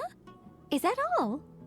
That's all. You know what I mean? Because she does want to help, but also she has to keep up appearances, you know? Given all the people I owe favors to, I can just about justify a trip to Watch me Sumeru. Nefer, this is why I'm always crazy about the way they describe Nefer. She's always like, man, Nefer really loves, you know, she owes a favor to people and like all this stuff too and things like this. But like, legitimately, it's like, Nefer, you lost your eyes temporarily. Like, you had your eyes blinded to save this world. Yehoda. Here, boss. What do you That's need? good seeing Yehoda as well. Really great transition between Sumeru and Nal'Karai though. It doesn't feel unnatural whatsoever. I'm going back to Sumeru for a while. While I'm away, you'll be in charge of the curatorium. Me? I'm in charge? Whoa. Don't worry, boss. You can count on me. Yeah. Look how happy she is. And she deserves it too. Yehoda's good at her job. And that was how the ingenious Angel Nicole brought you the perfect person for the job in your hour of need. Hip hip hooray! Hooray. But you know, Yehoda's like genuinely really good at her job, so I'm going to trust her so much here. This hip hooray is hilarious. That was far more detailed than necessary. Not lacking in embellishment either. But just her saying like hip hip hooray for herself at the end as well, you know? I love that that the Hex and Circle are not good socially in different ways, you know what I mean? Like Alice is too forward, Nicole like doesn't have like a lot of like, you know, social norm etiquettes, which I think is very, very cute when it comes to like talking or whatever, which again, I don't care. She should yap for as much as she wants. I'm a yapper too. Then you have like, you know, there's some that are too rude, you know what I mean? It's I really feel like, because again, they're so powerful and so like above the world that when they also are part of the world, it makes them feel like sometimes like they don't know how to like really interact in normal conversations in the way other people do, you know? I never thought I'd return, especially not the desert. But life doesn't always go as planned. We're so grateful. Nefer, we're so grateful. What's Candace up to? I don't think I've seen her yet. We haven't actually. She is still taking care of things in Aaru village. Should be joining us before too long. Look at the crew here. Where's Jeht gone? Wasn't Jeht talking to Dia? Jeht's the most important member of the team. Oh, and sorry. Hope we're not interrupting anything. We have some good news, though. Yeah? We're planning to go to the mausoleum of King Deshret to look for the legendary Aaru, then use it to try and restore the Akasha So obviously this is system. what the sages were, of course, against. According to records in the Temple of Silence, the mausoleum houses something called Aaru's Chute, which can be used to establish connection with Aaru. We still have some time before we leave, so there's no rush. By the way, who are these two new faces? Oh yeah, this is Nefer, the owner of the curatorium. Absolutely incredible character, amazing, one of the best designs of all time. And this is a Hex and Circle member as well. Just call me Nefer. I'm based in Nodcry. Did I hear you mention Aaru? Correct. Well, I happen to have a connection with one of the 3 retainers imprisoned inside, the Ibis King. I'm here to get things done. So if you don't mind, I think I should come with you. Oh my god, if we get to use Nefer in battle, I just have to press one button and the whole enemies are going to be destroyed. This is going to be great. That sounds perfect. This is so great seeing Nefer interact with all these characters too, you know? Miss Nefer, are you from the desert by any chance? Why do you ask? I don't know. There's a familiar air about you. Plus, you mentioned Candace. Sorry, I don't mean to pry. It was just a random thought. I'm Dia, an eremite mercenary. My work usually keeps me out in the desert. I'm on good terms with Dory, and she's mentioned you all before. Oh. It's nice to finally put faces to I love the that Dory's names. chatting about all these pals as well. Honestly. Man, look at this crew. The Sumeru crew plus Nefer. I guess Nefer technically is Sumeru crew, but she identifies as someone who lives in Nagkarai. And then we have like a Hexen Circle member. However, my associate here is probably less well acquainted with you. Why don't you all introduce I was just going to say that she's a... Well, you were talking to Collei, right? Or maybe... What if it wasn't her talking to Collei? I was so sure it was her voice, though.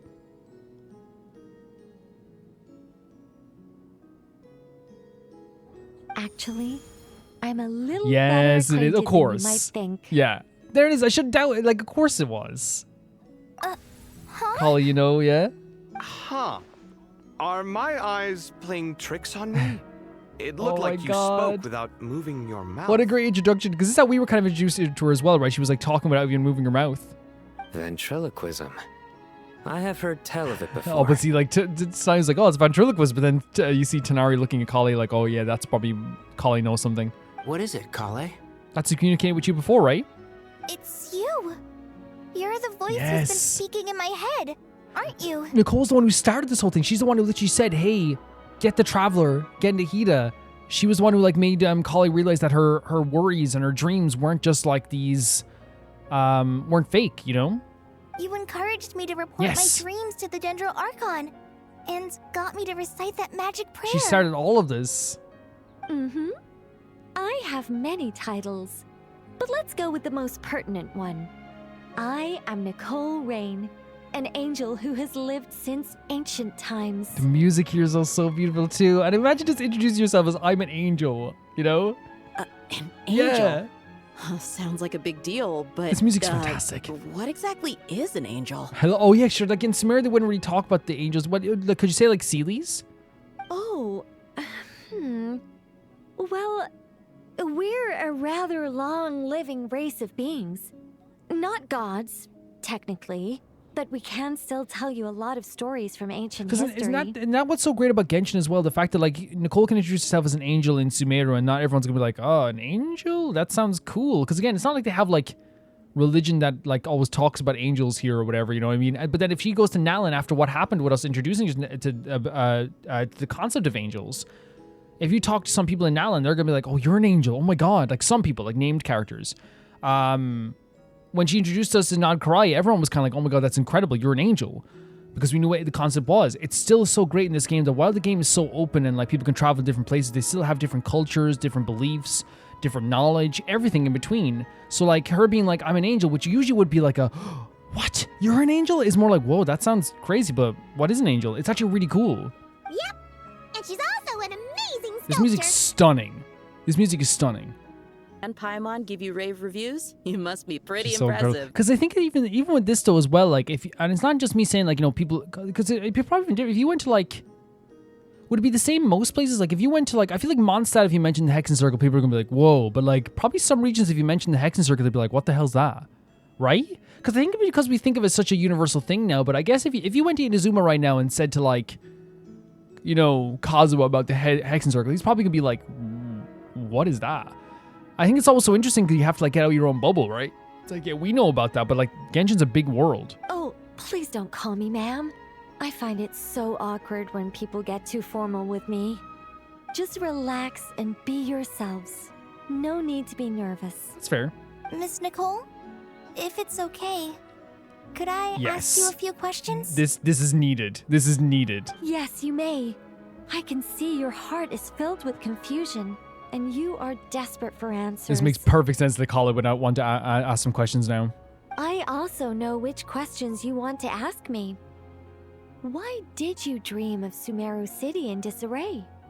Why did those verses soothe the Jinn only when recited by you? Oh my god, please answer these questions. I can guide you to the truth, but it involves a personal secret of yours. I'd prefer to speak with you alone. Okay, that's pretty if respectful. possible. That's so respectful. So, what's the quest called? Is it go find someone in secret? Ask about Collei's secret. This is so interesting. So she says it involves a personal secret with you. Why? Because I just started assuming that Collei has some sort of power of some kind. I'm really interested to hear what. What a great introduction for Nicole to the characters as well. I love the way they didn't do it too heavy, right? And be like, this is one of the most powerful people in the entire universe. It's kind of like, hey, this is just a really amazing person who's here to help, you know? I love that. Really love that. I thought we were going to speak alone. This is a lot more people than I was expecting. It's like, don't even want to right here or what? Like, is Dia, I guess? But then again, this is legitimately her parents and her uncles. What's wrong with it? Even the doctors at Dar al-Shifa allow patients to be accompanied by family members. I love the sign was like questioning stuff. What? I'm not allowed to be here with my daughter? I'm not allowed to be in the doctor's office with my daughter? Well, if Collei doesn't mind her secret being revealed, I have no problem with it. Simon, that's right. I'm here with the doctor's office with my daughter, okay? It's my daughter. Thanks for being so considerate, Miss Nicole. I don't know what secret you mean, but whatever it is, there's no need for me to hide it from my closest friends. Simon still has the arms folded. That's right. That's my daughter. Closest friends. It's so nice to hear that. It's very sweet. We're here to support Collei through this. Of course, whatever it is. All right.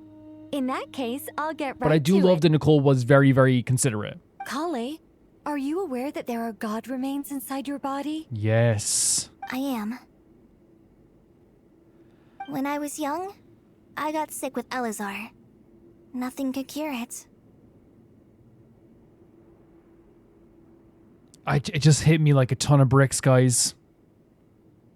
With Nicole bringing up the idea of God Remains, the fact that this is like a Dotori-related quest as well, which was a huge aspect of the comic books as well. The Fatui convinced my mom and dad that they could help, and I was sent to an unfamiliar place. There were a lot of other kids just like me there. This creepy guy injected us with some strange medicine, which I heard contained god remains. Yeah, absolutely horrible. So horrible. I can still remember the pain like it was yesterday. But thanks to the friends who've stuck by me all this time, I've gradually been able to overcome those memories. It was again a huge stopping point for her life, as we said in the comic books, which again skip to like 30 seconds in the future if you don't want the comic book stuff to hear about it. But like in the comic books, Collei was in pain, was angry, was frustrated all the time. It's hard to even believe that. That's what that did to her. Anyway, so you're saying that what happened to me has something to do with the god remains they injected me with? Yes. Those were the remains of Nabu Malikata, the goddess of flowers. Whoa. What? Whoa. Whoa. Fascinating. She has the remains of the goddess of flowers inside of her. What the hell? You don't seem surprised like the rest of us. It's because he's been noticing stuff over time. But like the goddess of flowers, The possibility crossed my mind when Collei recited the Goddess of Flowers song and calmed the Jinn. But like still though, like for even like though like at that point I knew there was something there, but like, and they made sure to show that it only worked with her. So they not only does she recite the song, but she has the Goddess of Flowers remains inside of her body. You made Paimon jump! What are you doing here, Liloupar? I was merely passing through when I heard the name of the Goddess of Flowers. Be assured that I share your surprise. Holy hell, man. So Dotori got her injected with the god remains of the Goddess of Flowers. You, with the hat. Are you certain? I sense no trace of the Lord of Flowers within her. Don't question Nicole. Well, it is a very small fragment. Unless special methods are used to manifest its power, even her closest acquaintances would find it near impossible to detect. And again, you're talking about like a Hexen Circle member here as well, like that is detecting this stuff. After the goddess passed away, her remains were scattered across the desert. King Deshret gathered all the pieces he could find and buried them in the eternal oasis. but some fragments remained unaccounted for. And that's the fragments that were used to inject Collei? Eventually, the Fatui must have found a way to track some of them down. Presumably for use in some experiment. It's not an uncommon occurrence. Especially with some of those members of the Fatui, aka Psycho McPsychopants. You okay? You're more shaken than I thought. In one sense, you've been extraordinarily lucky. So many people who yearn for this kind of power never attain it. Yet you Here's have the thing. coexisted with her all this time without even realizing it. The thing is as well, it's like, this wasn't a good time in her life, right? Whether it be the Elazar or the God Remains or whatever, it wasn't a good time in her life whatsoever. I know there's like differences, of course. While this is a power that you're like, oh my god, that's incredible as well, it wasn't the intention of just like, oh, let's give Collei this amazing power because we want her to be powerful. You know, that wasn't the intention. It was an experiment. It would be hard to like see it in, for me anyway, personally, and maybe you can say, well, that's glass half full stuff, but I think it is like, it was a traumatic experience. I don't know what to say. I'm glad that I could help everyone with this power, really. Yeah. But knowing that a fragment of the Goddess of Flowers is inside my body is... It's a strange feeling. Of course, it's invasive. That's the thing. It's like, yeah, she has this amazing power. Oh my god, look what she can do. She has the power of the Goddess of Flowers inside of her and was able to subdue the jinns, right? It was still like against her will, one of the most horrible things you could do. Pretending that you're going to help your child struck with Elazar, and instead injecting them with God Remains. Well, people value their autonomy very highly. Even a well-intentioned intruder can shake one's sense of self. I understand how you feel, Collei. But once you get used to it, you'll find it's nothing to be And he knows a lot about about like having the like a higher power within him as well. But I love he's just being like very like, look, we'll deal with it. Huh. I guess you of all people have a good reason to speak on this. 110%. He's perfect for this. 2 good reasons, in fact. Incidentally, 3 is the maximum number of Hermanubis's Ba fragments that I could bear. Let me guess. Because 2's company, but 3's a crowd? Thanks for helping to explain the joke, Tighnari. You can't tell me they're not married couple coded. This is totally like at the party. They both have a wine glass or like a wine glass in their hands, and he makes a bad joke, and then Tighnari turns around after the joke and to everyone else and goes like, mouths the words, "Sorry," even though they love each other, you know. Not my intention. Goddess preserve me. I should take my leave. This boy in his wolf's head hat speaks much too differently from the Hermanubis I remember. This is legitimately Sino, the greatest, the GOAT. Collei, all I'm trying to say is, no matter how many Hermanubis fragments there are within me, you wouldn't think of me as Hermanubis. Sino, lovely. In the same way, you are simply you. Love that. Absolutely adore that. It's the exact thing she needs to hear right now as well. Just because you have the Goddess of Flowers inside doesn't mean you're not who you are.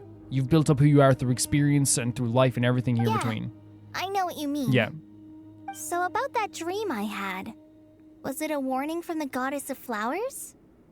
Yes.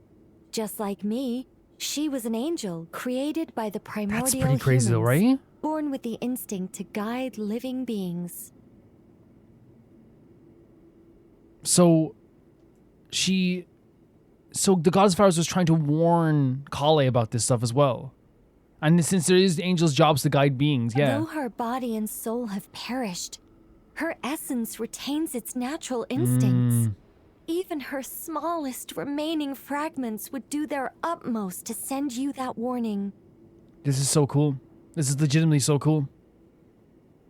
The Mother of Dreams? Lord of Flowers and Oases? She must have had a premonition.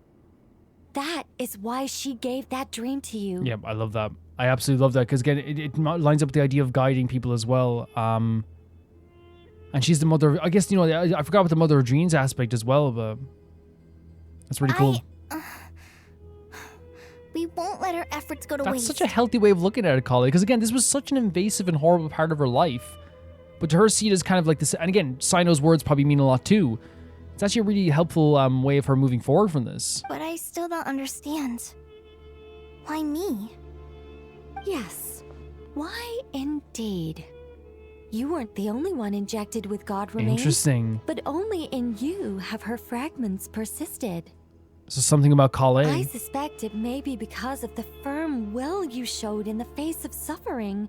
That's so she interesting. was likely assimilated by that will. That's so interesting. The idea that because again, comic book spoilers, go 30 seconds ahead if you want to read the comic book. Like in the comic book, like this is a character who like fought to survive constantly through all of her suffering, through all of her pain, and then after the comic book went on, moved forward, and still like fought so hard to get a new place in life, whether it be like, you know, studying, you know, learning a language, all this stuff. Like she has been fighting so hard to get to a place in her life where she can be her. Of course, this doesn't mean you have to shoulder any extra responsibility. As this young man said, you are who you are, and that will not change. Exactly. I love the support that Collei's getting. Because I was so worried when Collei started, when Collei started with, like this, when we started with Collei with this quest, I was so worried. But like, it's also good that she has this support system here, right? It's so good, right? And it puts my mind at ease a little bit, but obviously I'm still very, very worried about her, of course. All right. Any further questions from the family members of the patient? If not, we should head to the mausoleum of King Deshret. So, what about my daughter? She gonna be okay? I don't know why he has this accent now. Let's move out. Time to put our plan into action. We all hope it'll work. But will we really be able to open Aaru? And even if all 7 pillars of King Deshret agree to let us proceed, the scale of the work to follow is daunting. It's huge. It's King Deshret's powers. Like this is stuff like that was world changing for us as well when we did these quests. When we enacted with like stuff like in the desert, right? And not just in the deserts. Like we're talking about like powers that, you know, no matter what place you're in, whether it be we go to Inazuma and we're messing with like, you know, the skies themselves, the thunder themselves. We are messing with stuff that is like beyond normal human reach. Haven't you handled other big projects before? I mean, the biggest project I've worked on to date is probably the Palace of Alcazarzaray, I guess? But this is orders of magnitude beyond that. It's a total nightmare. Look on the bright side. At least this time you're actually here when Sumeru needs you most. You won't have to come asking me for details after the fact. Mock me all you want. But now that I'm here, things will be resolved far more quickly and smoothly than last time. That actually kind of like motivated him in a way, right? Kave's self-doubt disappeared in an instant. Like magic. True. Well, this confidence is most gladdening. Now, go and pack your things. We'll head to the mausoleum as soon as you're ready. Yeah, and I think it's like this thing here with Al-Haytham. It's like, look at the bright side. Each time you actually be hearing somewhere and need you most, you won't have to come asking me for details after the fact. It's actually a motivating factor to prove Al-Haytham wrong, right? For sure. This is superb. So, like, Collei has the remains of the goddess of flowers within her. She is now in a position where she has the power that was given to her through the god remains would have like dissipated if she wasn't so strong and so like resilient in the face of like some really horrible aspects of her life. Because of this, she has this power that is able to like control the djinn in some ways, and also she can also be guided by the goddess of flowers to see visions from the future, because that is like, you know, a part of what the goddess of flowers does. She's a guide, and she's guiding her towards these futures as well, and these dreams. Yeah, it's a huge power. It's huge. But also then as well, two things. Love the sequences with Kaveh and everybody, and Nicole and Sino motivating her, making her feel good, right? I absolutely adore that. I'm so happy that they're there to support her. It is one of my favorite things ever, hearing them be like, it's okay. And especially Sino, who knows a little bit about this stuff. That's amazing. I love those sequences. Then at the same time too, it worries me because it hit me like a ton of bricks when she mentioned the idea of like, you know, the injections and then all this stuff as well.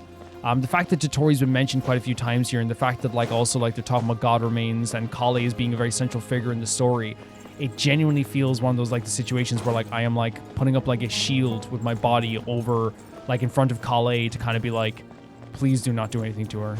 Please do not try anything. You know what I mean? Yeah, it's worrying at the same time while also being very, very incredible, right? Yeah, this has been one of the best quests. Oh, there's Farazan and everyone around here. Again, as we talk about as well, they've done such a good job of making the world, as we said, feel alive. And even I always felt like Genshin already felt alive, but I feel like it's one of those things where, you know, like I always use the bad analogy of like, you know, when someone gives you an air fryer and you're like, oh, I never knew I needed one of these.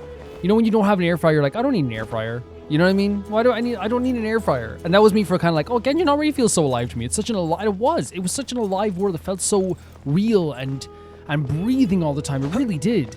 And then like, someone gives you an air fryer, gifts you an air fryer, and you're like, oh, this is great. This is really great. And I feel like that's what happened when like Genshin was like, well, what if like we make the quests like even more alive by having characters still on the map that you can talk to, by having situations where like, you know, they're in this quest especially where like, you know, it feels like everyone's just like doing something at every one time. It doesn't feel like anything's like stopped. And I think Genshin always had that idea where it's like, it doesn't feel like the world stops. Like Paralogism is a perfect example where like they were planning stuff when we weren't even there in Mondstadt, right? So it's like the world keeps turning. But I'm talking about like in a quest itself, I think they should like definitely like continue to do like even more stuff like this where it feels like kind of like the way Nod Karai did it as well, but in here I think it's even better where it's like everyone feels like they are naturally moving around the place. You can see people in the distance sometimes. Like I saw Nilou just running around doing stuff. I hope they continue that as well. Because again, it's one of those things where like an air fryer, it's like I didn't know I needed this because it already felt so alive and incredible. And now it's like, man, do more stuff like this for sure when you have big groups, for sure. And of course they will. Genshin, I feel like never like leaves new great stuff to do from behind. And again, as I said, like, you know, I always felt like Genshin felt super, super alive, but this makes it feel even more alive. You know what I mean? It's like I didn't know I needed this as well. Farazan! Oh, Miss Nicole. I heard you're a very talented sculptor. Is that true? I'm also a sculptor. Oh, I don't know. I wouldn't want to blow my own trumpet. That's so funny. Honestly, even though Kasharawar is best known for its focus on mechanics, plenty of Kasharawar scholars are quite serious about sculpting as a hobby. So if they rate your work, that's enough for us. We just have to take a look. Who's we? Who's we? Myself and a few other scholars. Kashif, Daneshvar, come take a look. Oh, well, if you insist, I suppose there's no harm in showing you.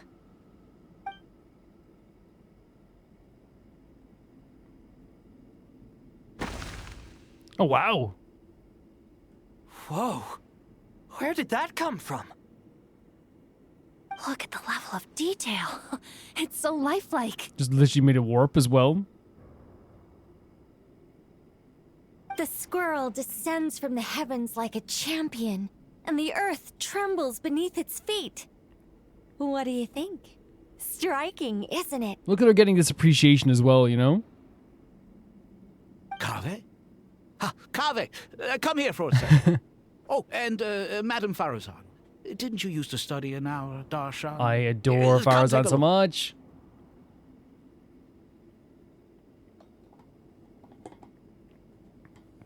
Usually I'd cut out me having a sip of water, but I think people have said that you don't have to be too perfect with these things in terms of cutting out like coughs and water sips. So if you heard that, there it is. All right, but hang on a moment. I have to finish reviewing this proposal first. You called? What is it, youngster? Youngster. This squirrel statue. Isn't it cute? It's a pretty fun scene. Oh, a squirrel. I wouldn't say cute per se. The realism is what stands out to me.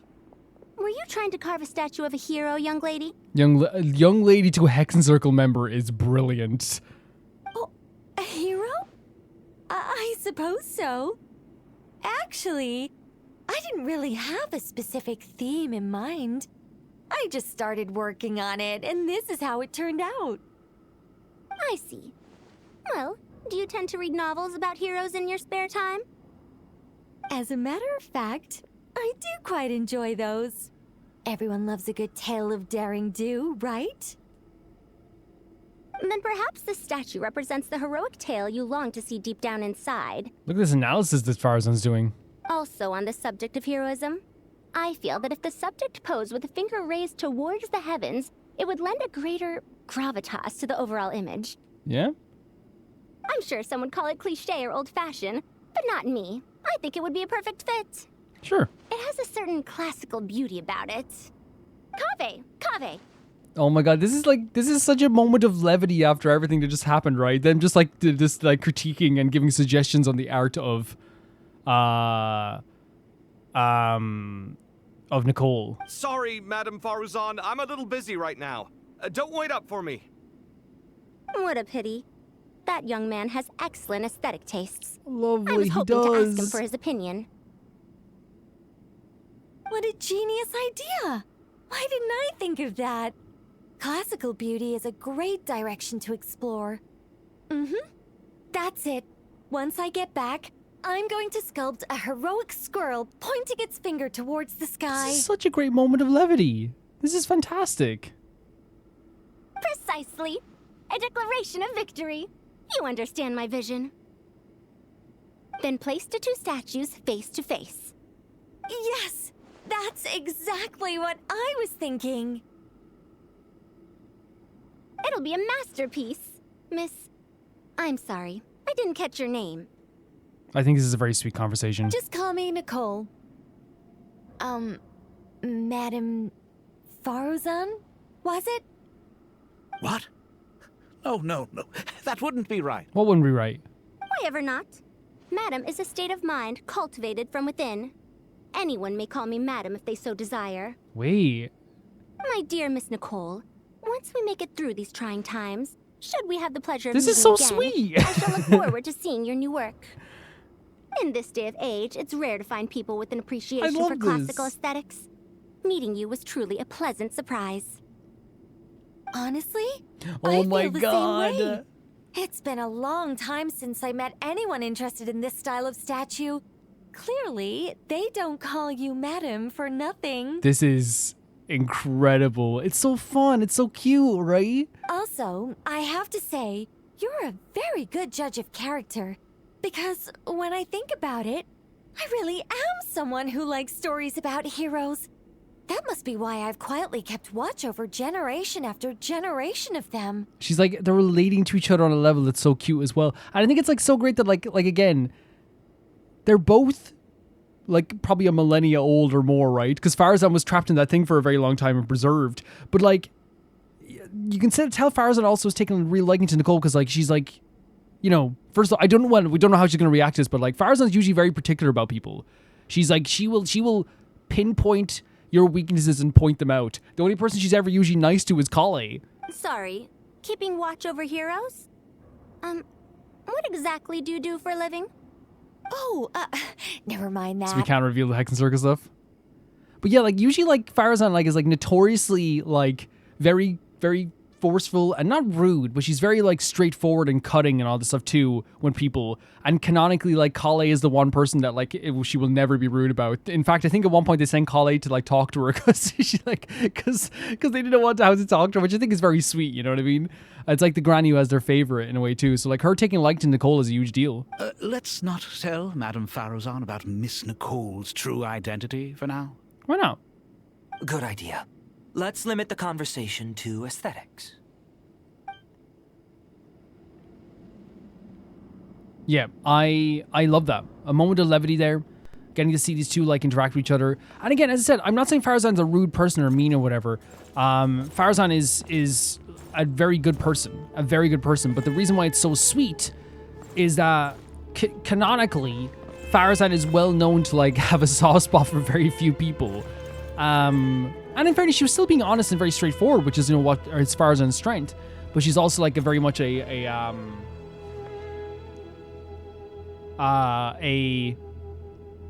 you know, she's usually only like this nice to like Collei, it feels. But I guess you could say what she's just being like nice to a stranger too. But I feel like she did take a liking to her for sure, for sure.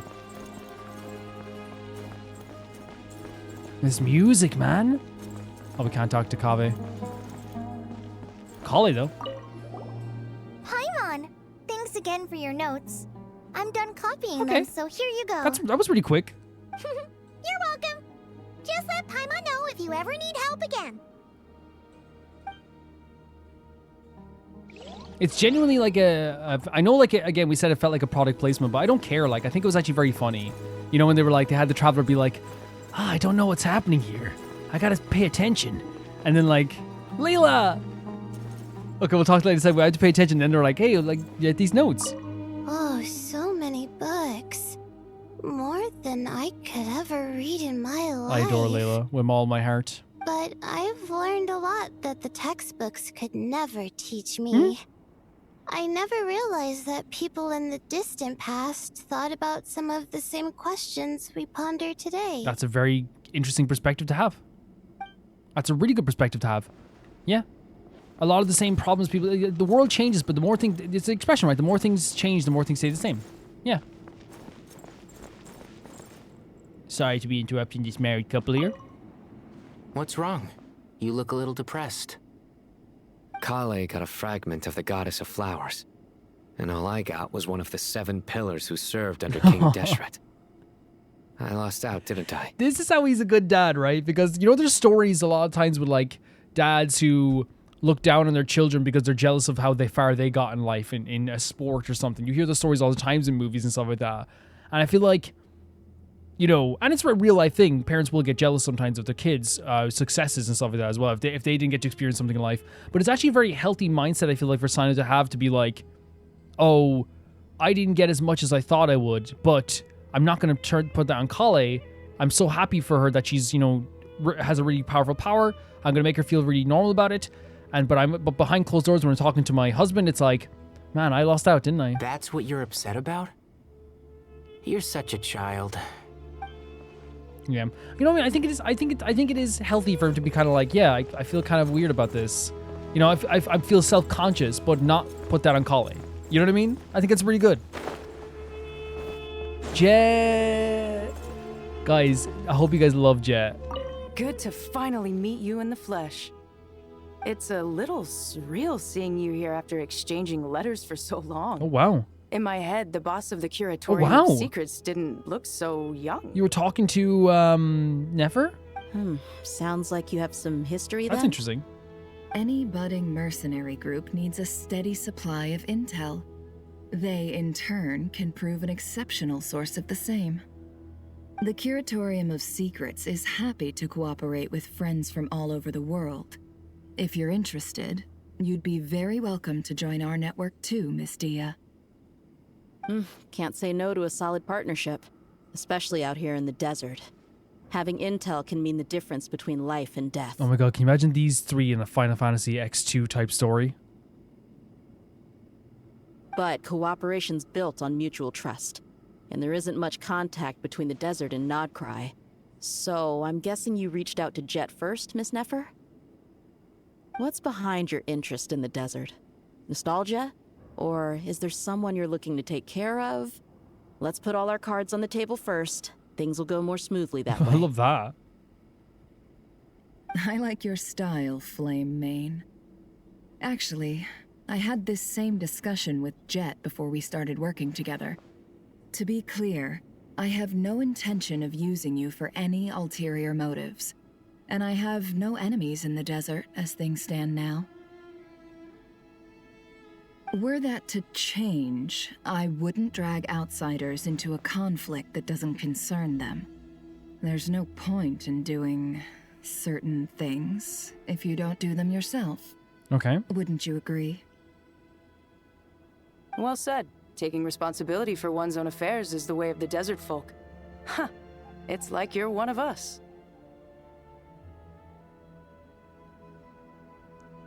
You sure that's a compliment?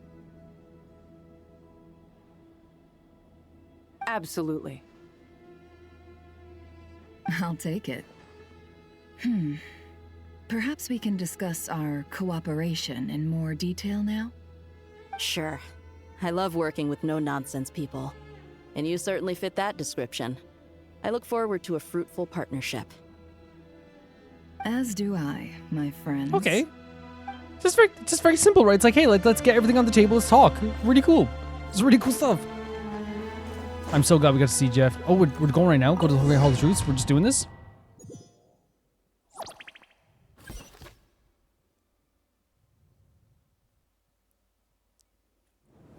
Whoa, man. Are you kidding me? I hope everyone's ready. We'll be arriving at our destination very shortly.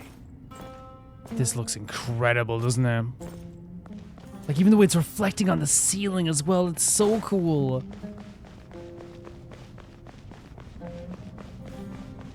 This has been one of the best quests ever. It's so great.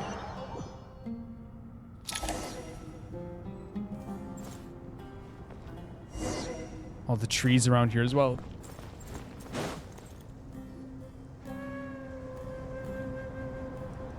Why, we've not seen so many visitors ever, really.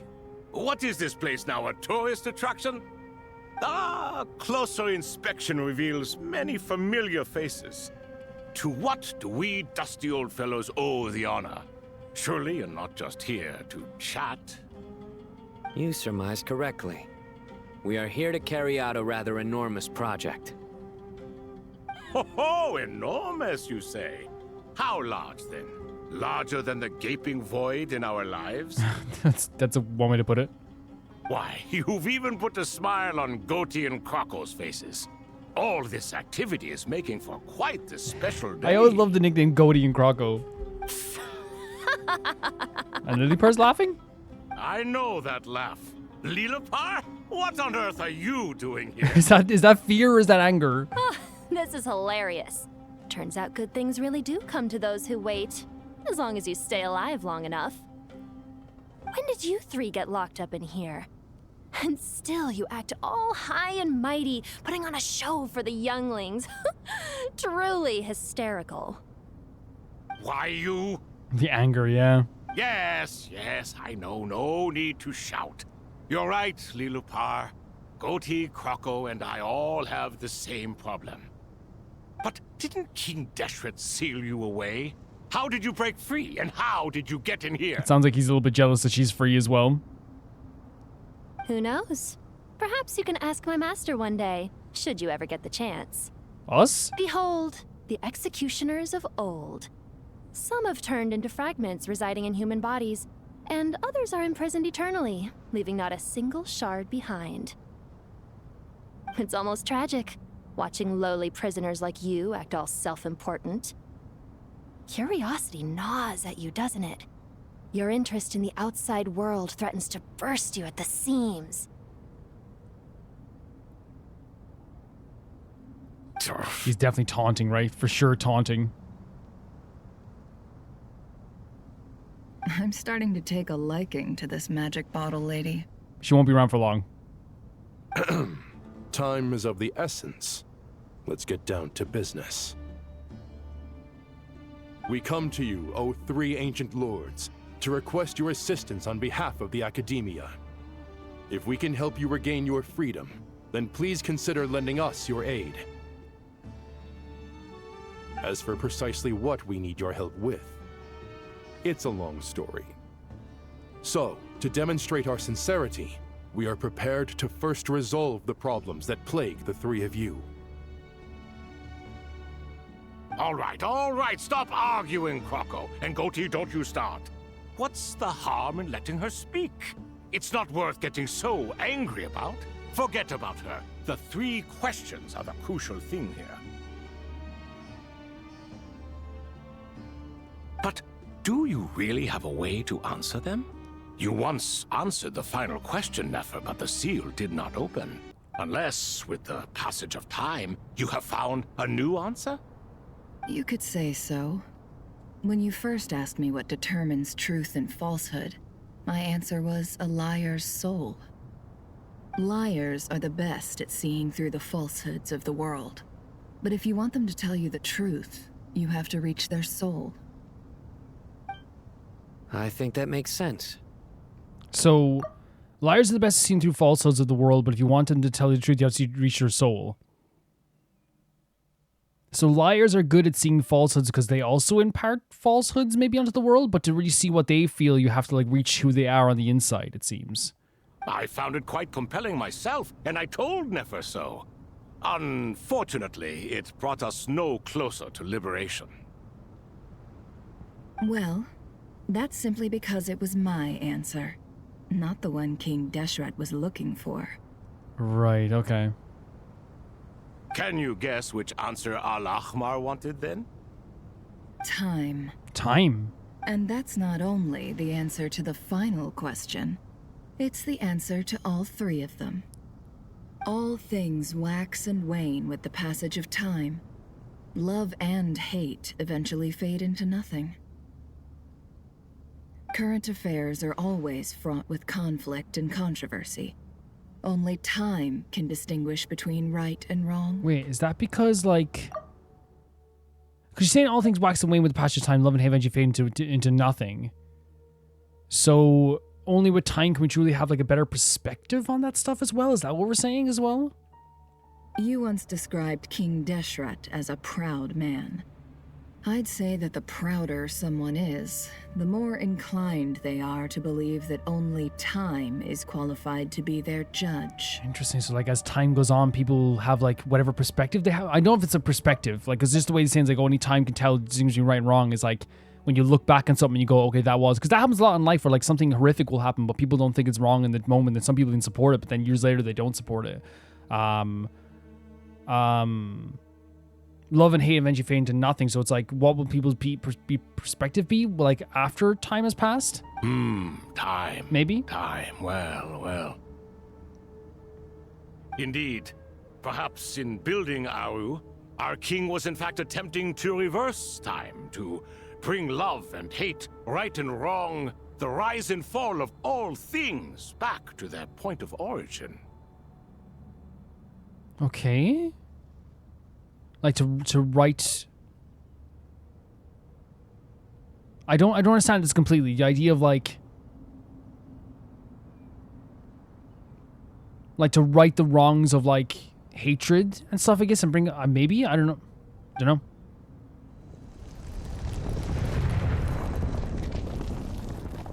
Wait, did that work? That just worked. The idea of time being the answer just works.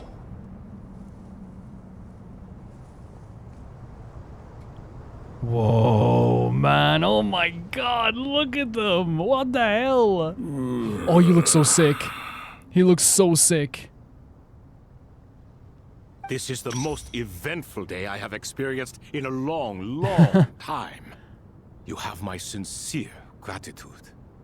This is so cool. Are those 3 of the 7 pillars? Turns out the statues were quite faithful to the source. I legitimately think this is like such a great design as well. Because you gave them the answer then, right? So they were able to be like, is that them being set free? You 3 seem to be in good spirits. Prison can help a person grow and learn to cherish what they have. Nevertheless, after everything you've done for me, I sincerely hope you never have to experience it for yourself. Hopefully. Hello, Nefer. It's good to see you, Thoth, the Ibis King. I don't know, man. Genshin continues to blow me away with this stuff. Nice. Nice. Puts my mind at ease. Seeing you 2 getting along so well. Can I isolate that sound? Nice. Should we maybe introduce ourselves, or... Sure. Sure. I'm Sethos, the current leader of the Temple of Silence. This is General Mahamatra Sino. And this is the former Spantamad sage, Cyrus. But I'm guessing none of that means a whole lot to you.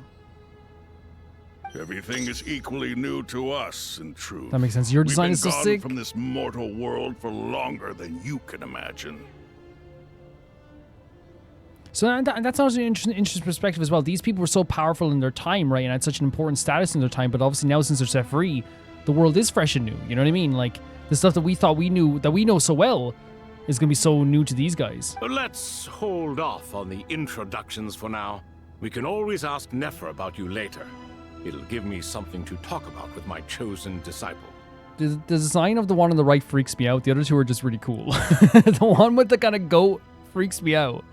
The other two, sick. You're like a helpless parrot. What did they bring that up? Her chef? Oh, they have all these. Okay, that's pretty cool. Oh, do you want us to read through it? Let's read through it. One of the King Deshret's 7 pillars describes the Ibis King once in a moon envoy. He could once have stood among the gods, only to be defeated by King Deshret and brought into his service. Among the 7 pillars of the Ibis King embodies the wisdom of King Deshret. He exceedingly cunning, possessed formidable intellect and prowess, and offering counsel to King Deshret. Within Sumerio's academic circles, some scholars believe that many of the Deshret's upheavals can be traced to this clever king. Certain texts record him as a flatterer and a god of deceit. After being imprisoned by Aaru, King Deshret thought to explode 3 gifts by the power of deceit upon the Tutalaya noble Gudars, the power of being loved upon the Tulataya royal heiress, Makahira, and the eyes of seeing through hearts upon a girl, Shinmiti Nefer. Oh, that's what he gave to Nefer. The long ages of torment have softened thought considerably, and his constant stream of jokes and witticism now makes him seem more approachable. Yeah, we can. Sobek, one of the King Deshret's 7 pillars, the captain of the captains, Sobek the Crocodile King. He could once have stood among the gods, only to be defeated by King Deshret and brought into his service. Among the 7 pillars, the Crocodile King embodies the strength of King Deshret. While ruling over the war with his hot-tempered and straightforward nature, he also blesses the land with abundance. His statues are commonly found in the oases on water temples. Legends tell that he was the King Deshret's foremost general, who campaigned across many lands. Awed by his raw strength, tenacity, and fury, some mercenaries secretly worship him as their god. Sobek was once competitive and bellicose. But after being imprisoned by Aaru alongside Hershef and Thought, he had passed the time with tabletop games and since grown more easygoing. That seems like it's a common thing that they grow a little bit more easygoing, right? And there's Hershef, one of King Deshret's 7 pillars, the minister of ministers, the goat king. He can once have stood amongst the gods, only be like King Deshret. It's the same as before, right? He embodies the rulership of King Deshret. We heard these stories before, right? For sure. His manner is an early the baseline of this. Enigmatic, his thoughts are meticulous. He is the executor of King Deshret's authority, yet he prefers to remain neutral. Generally, unless the matter is of great consequence arises, Hershef will have no concrete opinion. Silence is his cunning, and observation is his wisdom. It's hard to say why he has come to be this way, yet in such a way he exists. Even after all being confirmed with Aaru, he seems essentially unchanged. Hermanubis, one of King Deshret's 7 pillars. Saint Hermanubis, the greatest sages, the only one of the 7 pillars to ascend from humanity to the rank of God, for God's familiar. Born of the Tainar people, he was a sage of the warrior known as Far and Wide. Sincere, steadfast, kind, and steady, he was earned his widespread respect. He was a guide of all priests. And within the academic world, he is honored as a foundational figure of the Desert civilization. Following the passing of King Deshret, Hermanubis led his people to the city of Tulatula, where they founded the Temple of Silence to preserve the stirred matter. We heard about this during Sinnoh's quest, right? All matter of knowledge to safeguard this lofty and hidden order. He shattered himself so that his power might be inherited by those who came after. To this day, the members of the Temple of Silence raise their voices in praise of Hermanubis. May his name endure through the ages, and his valor remain immortal across all time. As for the peers among the 7 pillars, whether they admit or not, all held a deep-seated respect for Hermanubis. Even now, a millennium later, the mention of his name stirs up memories of days when they once gathered together in friendship. That's pretty cool that they give this information, because while we knew some of this stuff, it's good to get a refresh for sure. Gods and people of yore are not necessarily welcome in today's world. Self-awareness is one of my finest qualities. I thought I ought to share its fruits with you two. You freak me out. Something fierce. Is that so?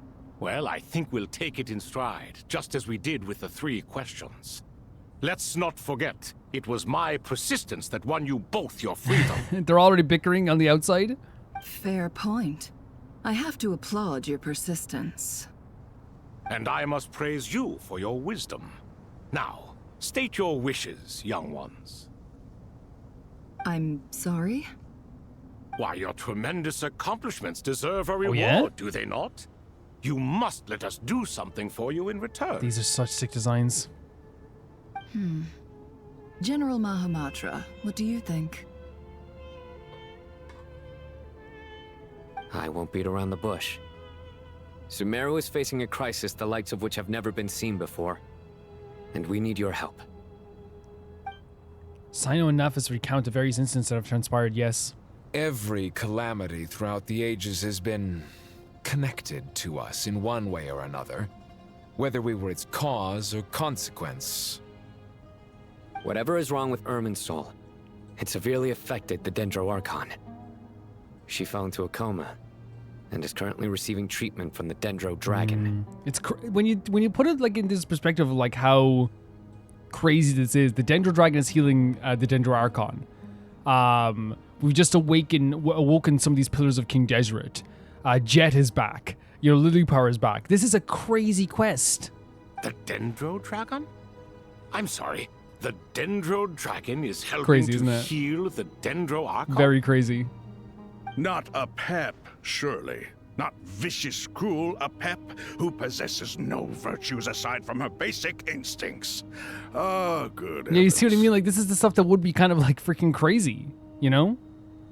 It would be.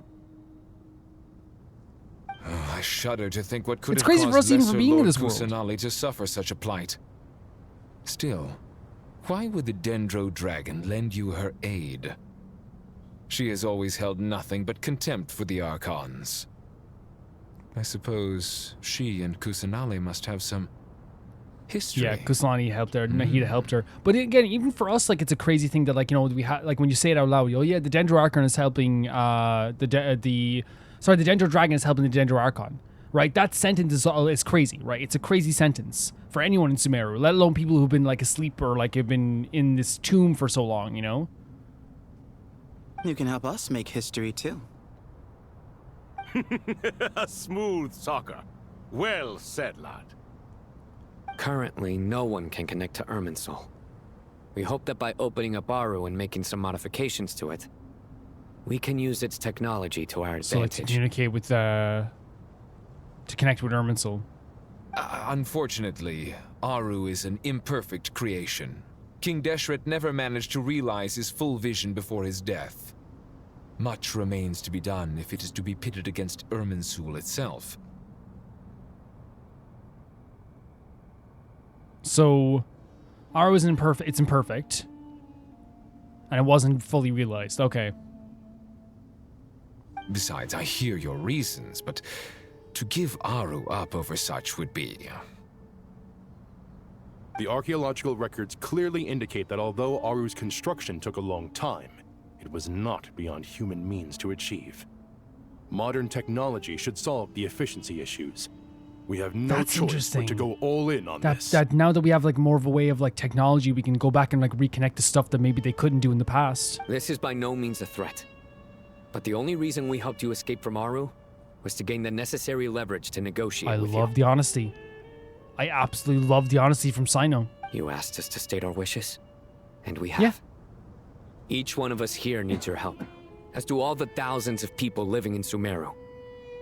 They need you, and they need Aaru. Just make this is the way to do it, right? Just be straight, honest with the stuff. You know what I mean? Don't beat around the bush, because I think they might respect him being more honest with it too. Hey, we got you out of here for help. You asked us for a wish. This is our wish. So are you going to help? What do we think, my fellow old fogies? Old fogies. Shall we lend our support or not? Since you ask so nicely, naturally. Yeah, I adore Sino for just laying it out there. Naturally what? Are you for or against? He wants specifics. I simply mean we shall do what comes naturally. You claim that you wish to open Aaru. Know you then that the golden slumber created by King Deshret is preserved within? The golden slumber is what happened in the Jeht Dad quest, right? When it was the early form of the ideal of paradise envisioned by King Deshret, free from all limits and constraints. In essence, is an illusionary realm formed from the convergence of countless souls and minds. Aaru, an ideal realm fashioned in the imitations of the heavenly principles, act of creation, using knowledge and techniques from the goddess of flowers obtained from Celestia. Through King Deshret sought to forge the golden slumber that would unite countless forms of wisdoms and dreams. Though this vision ultimately failed, many souls of desert people are still said to wander within. Yeah, I love this. This is Genshin. Incredible. Thank you. So incredible they did this. We do. We understand the risks involved. In all likelihood, the mortal world will never again be able to replicate King Deshret's work. Never will there be another chance to come so close to creating a utopia. Knowing this, are you sure of your decision? We are sure.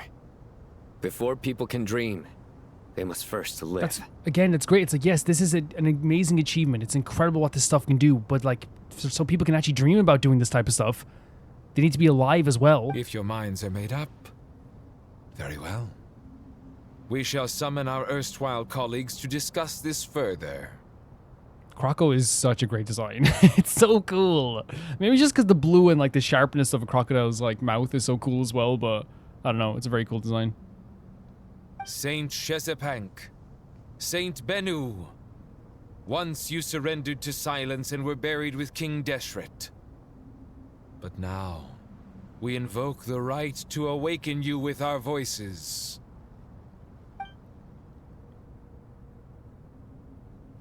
Oh man.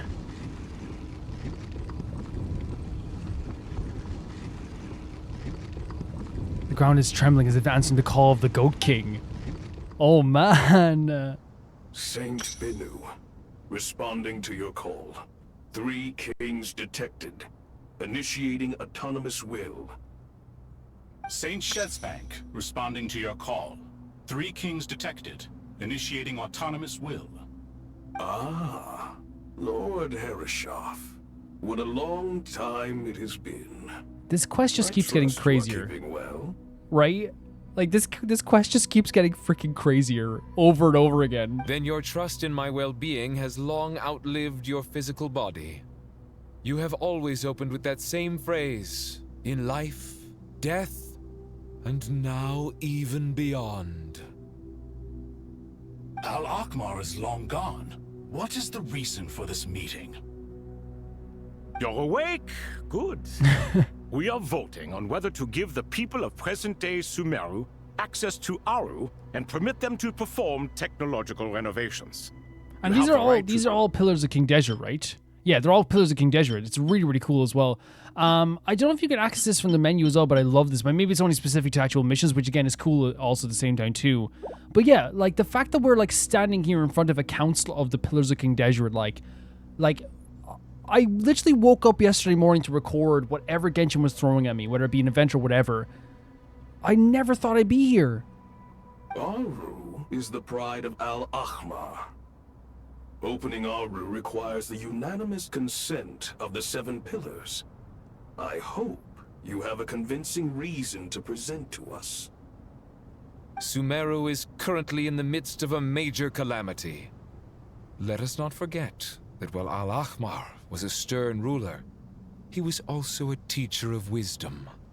Love that. Love that idea. Like calling upon like another aspect of Al-Akhmar, like alongside the sternness and maybe the danger as well. A god without his people shall cease to exist. True. And King Deshret's greatest wish was to provide protection for his people. Let us then honor our God King's wishes as we consider our decision. That's a good way of arguing, right? I do not mean to mock these proceedings, but what is the point of a unanimous vote when we know that the last of the 7 pillars, the Dendro Dragon Apep, will never communicate? I think they've already decided. This will no doubt surprise your mechanical mind, and I have no intention of trying to persuade you it is true. But Apep is, in fact, healing the Dendro Archon as we speak. I love this. It's just like, bro, you're not gonna believe this, all right? You know, I don't. He's like, I don't even need to convince you. I know it's true. But like, this is so funny. Yeah. I forgot that Pep was like a pillar.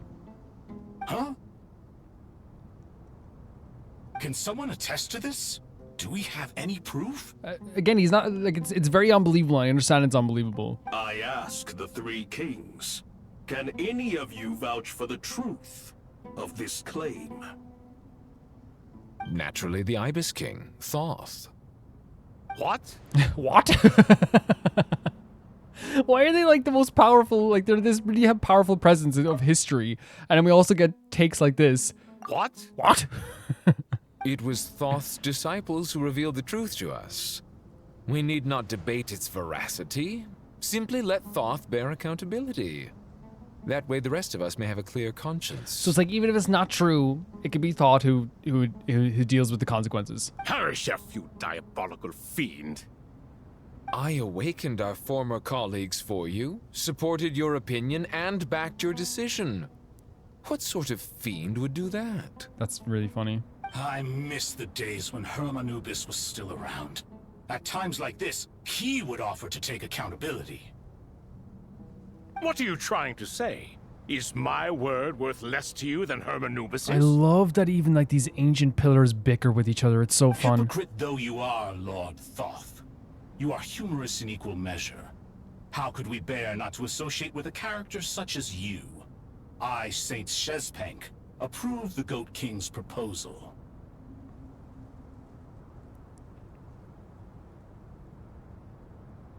So there it is.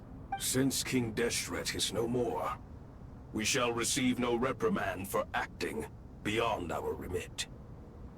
Nevertheless, I sincerely hope that those before us understand the significance of what they intend to do. So it's like, hey, we're not going to get punished for this, but this is a big deal.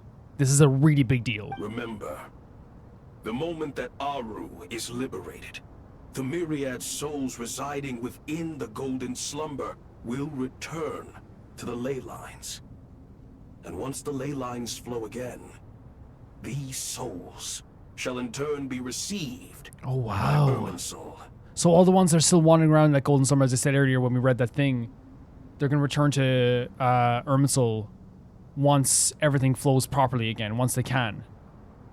To take this step is to bring the perfect afterlife created by our king to a permanent end. So this is the way they're describing then is like this is like the last remnants of King Deshret. Oh no, sorry, the perfect afterlife created by yeah, that makes sense. Yeah, that's what they've been saying. I thought they were saying like, oh, it's gonna be the afterlife of the king. No, it's like this perfect afterlife he created as this like really like incredible thing will end. Okay. And that's why they were worried about saying like, oh, like we might not be able to achieve this again. But it's like, as Sino said, what's the point if no one's alive anyway to achieve these things? We understand that well, and we have decided to proceed regardless. Furthermore, the contemporary human perspective would contend that confining souls in this way is no act of benevolence. The deceased have a right to rest in peace. Yes, I agree with this too. I love that they're bringing up what people would think now, right? At the time, it was probably something that was really amazing, but in modern times, it would be like a thing where it's like, no, like you have to let people move on. And that was the thing that the captain felt as well about the souls he tried to help move on also. Really cool the way they merged the perspectives, right, you know? King Deshret's creation is clearly a place of rest and peace. It is just that many do not see it this way. But no matter. Saint Binu doesn't approve. I love that they're weighing the heaviness of the situation. It's something that's important to them. It's not something they're just going to forget about like right away, you know? It is important to them. Hermanubis' representative and the Dendro Dragon Apep made their choice ahead of time, while the Goat King, Ibis King, and Crocodile King have also granted permission to liberate So Sino also made the decision Aaru. as well then. By the grace of His Majesty, guided by His wisdom and will, let the gates of Aaru be Here we go. How is this gonna look?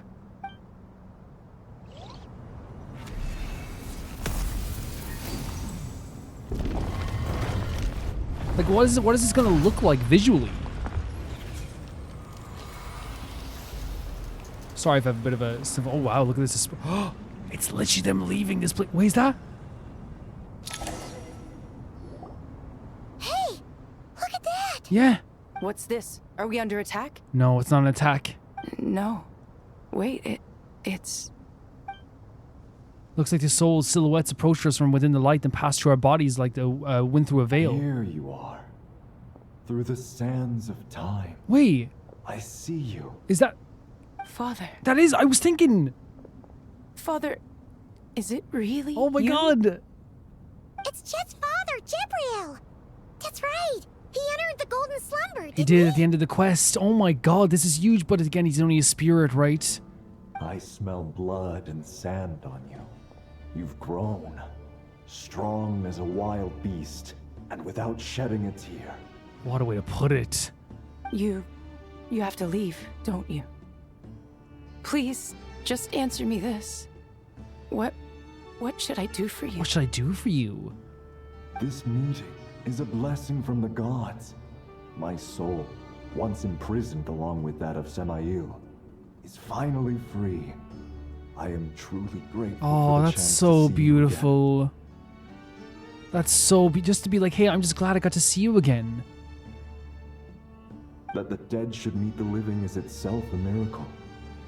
One brief, precious moment is enough. That's so beautiful. Enough to set my heart at ease. He's like, man, like I just got to see you one more time. Do not weep for me, Jeht. Oh, I Jeht. know you will accomplish many great things. She will, and she has. You will go further and climb higher than I ever did. Yes. All I ask is that you take good care. Oh. And again, in the end, just a very like fatherly, like, hey, yeah, like a parental, like, yeah, just please take care of yourself, you know? Just whatever you do, I support you. Just make sure you're taking care of yourself. Huge moment for Jeht. And he flew away. Father! Oh, it's so, again, it is, isn't that what, if you really think about it, that's what Nicole was talking about earlier and Nefer were talking about. The idea that, like, it's so easy to, not easy, but it's easier to not forget things, but to move on when stuff isn't right there. But of course, seeing her father again opens up those feelings a little bit too, right? And that's what kind of like Nicole was talking about, the idea, like, if it feels like an impossibility to meet someone again, it's hard. But, like, with time, it's probably, like, easier, right? That you know you can't see them. Father. Oh, Jeht. Hey, Jeht. Do you want something to eat? Maybe it'll help you feel better. Somebody, oh, Paimon, that's so sweet. I'm fine. Thanks, Paimon. It was just a little sudden. Of course. The chance to see my father again meant the world to me. And she wasn't prepared for this either, right? He was trapped in the golden slumber for our sake. And now, yes, after all this time, he can finally rest in peace. 110%. I'm glad. It's a huge relief. Such a great perspective. Such a great perspective. And again, like, probably because of her journeys now, she's able to have this perspective, right? And it's just, it's really good. It's really good for her. You've grown strong, Jeht. More than enough to fend for yourself. Oh, that's so nice to say as well. Even though we will fend for you as well. If you need anything, we will be there for you. Yeah. I'll leave the past in my memory where it belongs. My family, the good times and the bad. Goodbye, Father. This is such a great moment for Jeht. This is such a great moment for Jeht. To give her this moment is fantastic. Genshin, I love you.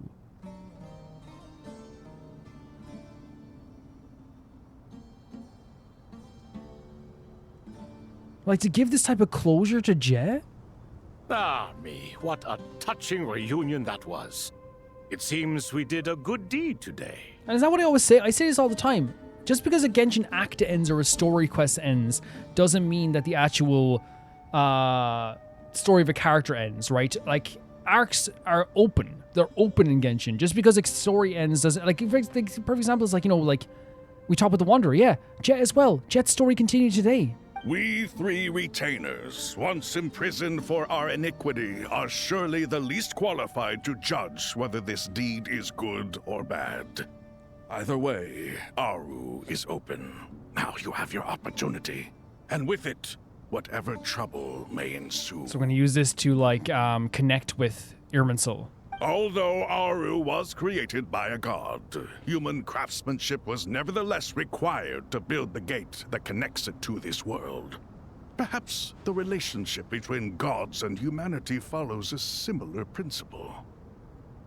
As for your proposed renovations, we cannot determine which functions to keep or discard. Proceed as you see fit, but please entrust the task to your most accomplished scholars. Or Bennu will be most displeased. Someone who's actually talented, please. It matters not.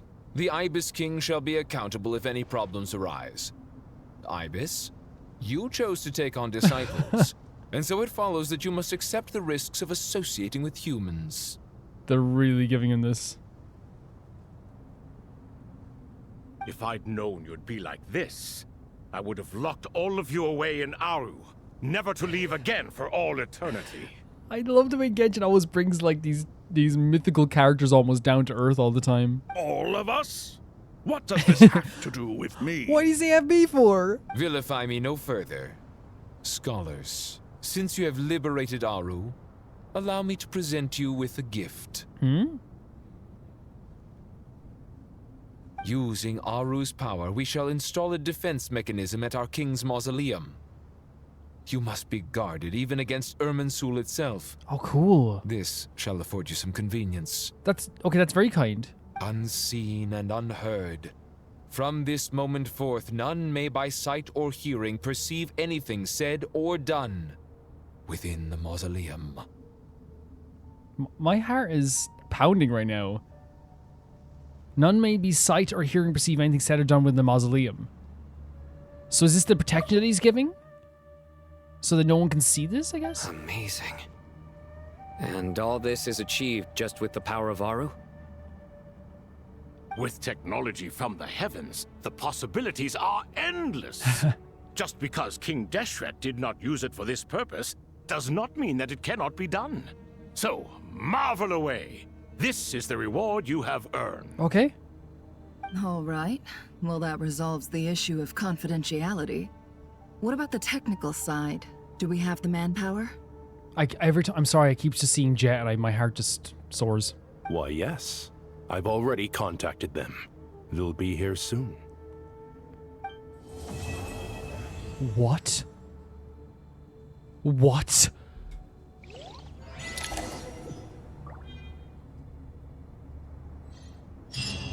No way. No way. No way.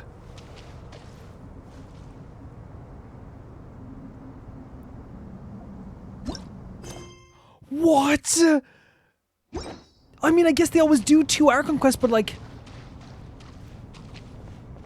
because it was so far removed from the actual Nod'Krai quest, I didn't know it was going to be like 2. Oh my god.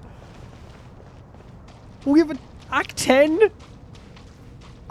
You must be This is so Sethos, great. the successor to the Temple of Silence. Hello. Because, like, here's the thing, right? We already, like, for me personally, I've recorded, like, maybe 5 hours of this. So I was assuming, like, it was coming up, like, maybe, like, towards, like, a cliffhanger. I thought it was going to be a moment, like, where, like, I was even thinking there, like, oh, when we go into this thing or whatever, like, that guy who was there from earlier is going to be like, nah, and then that's the end of the story. Like, you know, the Genshin does cliffhanger sometimes. They do that. No, it's an Act 10. Yep. That's me. Why are we doing things as 3? Do you always do that? Never, right? That's what I heard the others calling you. Judging by your outfit, I'm guessing you come from the desert too? That's right. Started off in the desert, went to the rainforest, then went from there to Nod'Krai, where I work as an intel broker. Huh.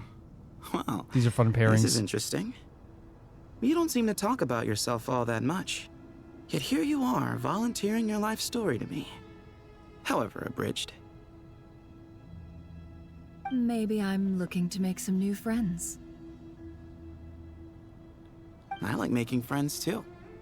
I'm easier to talk to than Sino and a little more streetwise than Tighnari.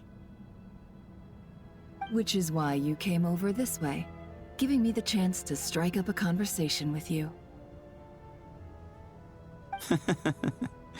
Was I that obvious? I think you did fine. You were mindful of my attitude and hoped to lure me in through sentiment. She's like judging his negotiations. Lure you in isn't exactly how I'd put it. I see it more as an invitation. An invitation to what? To put down your luggage. Lay down your burdens. To return to your homeland. And be truly welcome in the place you once felt so estranged from. I kind of see Nefer as like pure Nod'Krai though. You're a more interesting heir to Bamun than I was expecting. Since you're familiar with my grandfather, I'll assume you're aware of our situation. I'd like to make friends with you. And I think you'd be a great asset to us. Not to mention the power you and I both hold. Originally belonged to the same organization. Okay. Aha. There we go. Now we're getting somewhere. Okay, just interesting pairings off here as well. Let's go talk to Sino and Tonari as well. Oh? Do you hear that? Sounds like your teacher is scolding mine. Huh. Classic. Did you see her? She's a former Vahumana student who dropped out of the academia and went to Nodcry to work as an intel broker. It's so interesting to hear them talk about Nefer, There's right? more to her than meets the eye.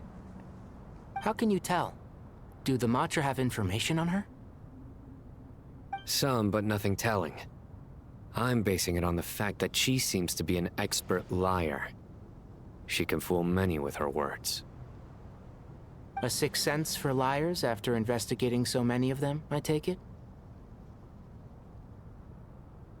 Yep. What about you? That makes sense that he'd be able to find that, right? That he'd be able to find a liar because he deals so much with, like, you know, punishing people. Right? That's what he's saying, right? Yeah.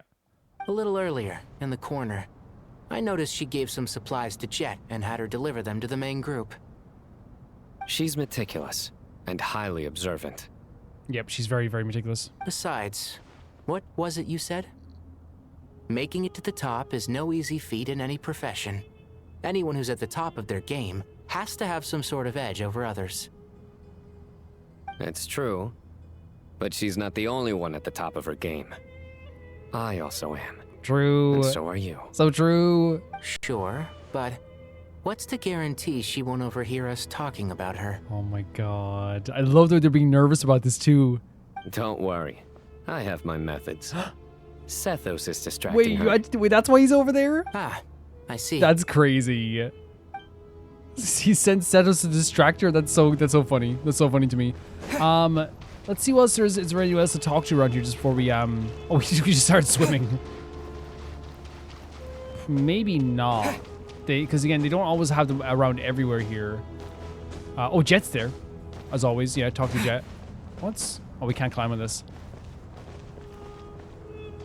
As I thought, the so-called 7 pillars of King Deshret are as underwhelming as ever. What do you mean? Not a fan of the boys' club? As men, as individuals, and even as gods, they are entirely undeserving of my attention. Wow.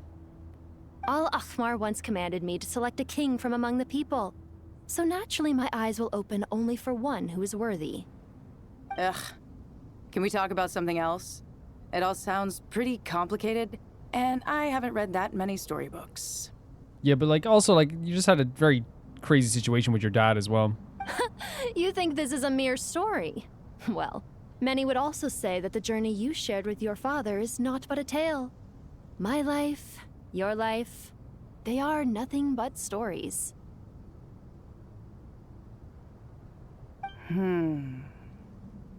Little girl, it appears that you really have grown. In the past, you would have flown into a blind rage at my words, but now you are unperturbed. Oh, it's nothing.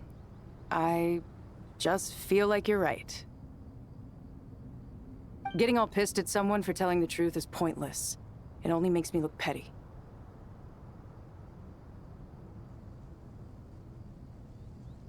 This alone is proof enough of your growth.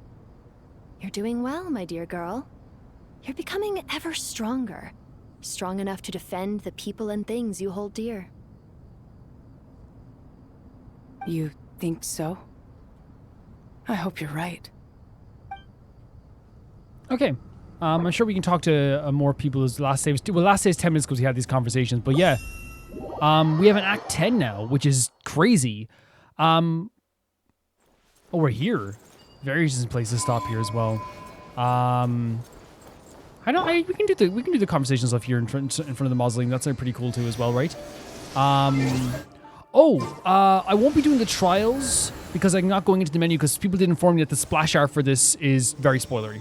And I'm glad I didn't check it out. I'm glad I went into the menu beforehand. But yeah, someone did message me and say, hey, it's a spoiler. Thank you for that. We can check out the banner before anything else. Let's just see it really quickly. That is so cool. And of course we have Durin as well. And the little NPC character. Look at this. Remember she was on, I think it's the girl from the dock. Oh, that's so cool to have Nicole on the banner. She looks so incredible as well. And Endurin, and this other little character too, whoever that is. We will be wishing on these banners to get the 4-star, of course. So I might as well just wish now anyway and see like just a few wishes and see what we can get from this as well. It's just in a way of seeing if we can get the 4-star. And yeah, that's so cool. Nicole's on the banner. Very, very cool. I have every 4-star in the game, so like, and again, I can see I haven't been like saving up my gems at all. I've been doing very bad with that stuff. But again, like, I'm not gonna ever like feel bad about it. Just stuff going on in life and all that stuff as well. 1 second here.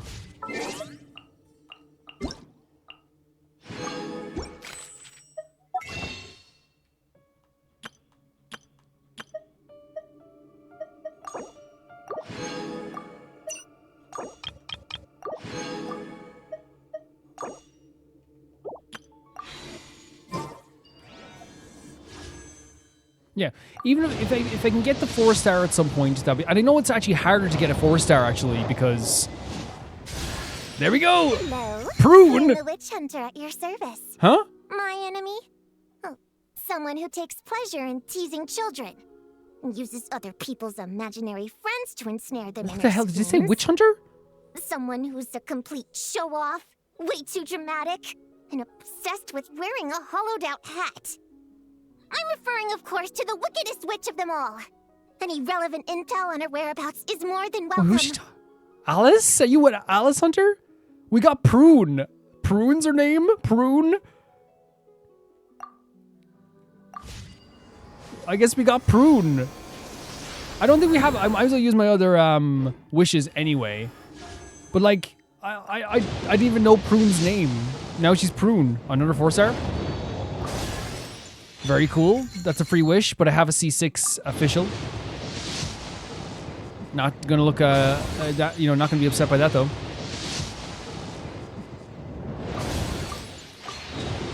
Not gonna be upset at all. I don't even know what my pity is actually at all, but I don't need to check it now anyway, because I'm gonna be talking about everything that's happened here. So we have Prune as a character. That's really interesting. Let me check out Prune for a second. So she's a witch hunter. Yeah, I saw her as like an NPC on the dock at one point. Prune, where are you, Prune? I'm always so bad at seeing where these characters are in this list. There it is, Prune. Yeah, that's definitely the character on the dock. Okay, they're adorable. That's a baby.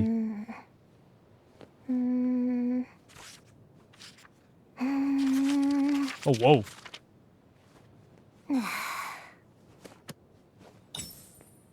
Wait, do they also have Prune's weapon? They wouldn't have Prune's weapon in the battle, which is the hammer, right? No. Yeah.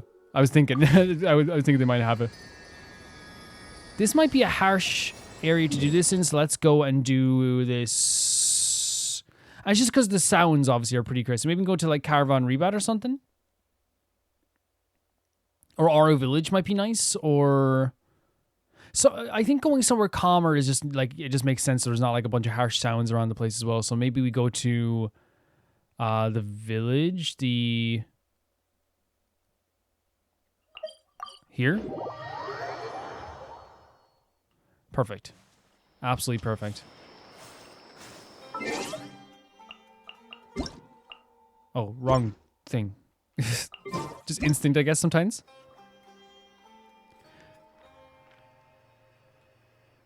And then we can do the alpha pose.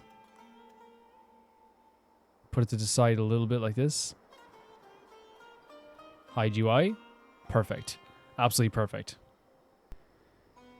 Okay, so I think this is one of the most fun Archon quests ever. Like, and I say fun, obviously there's like a lot of serious stuff happening. So it's like me being like, oh, it's so fun. Like the suffering of the world is going to happen. But I mean, like just in general, it's been such like a really fantastic time. It's been a reunion of like amazing proportions, and I'm so happy with how it's turned out.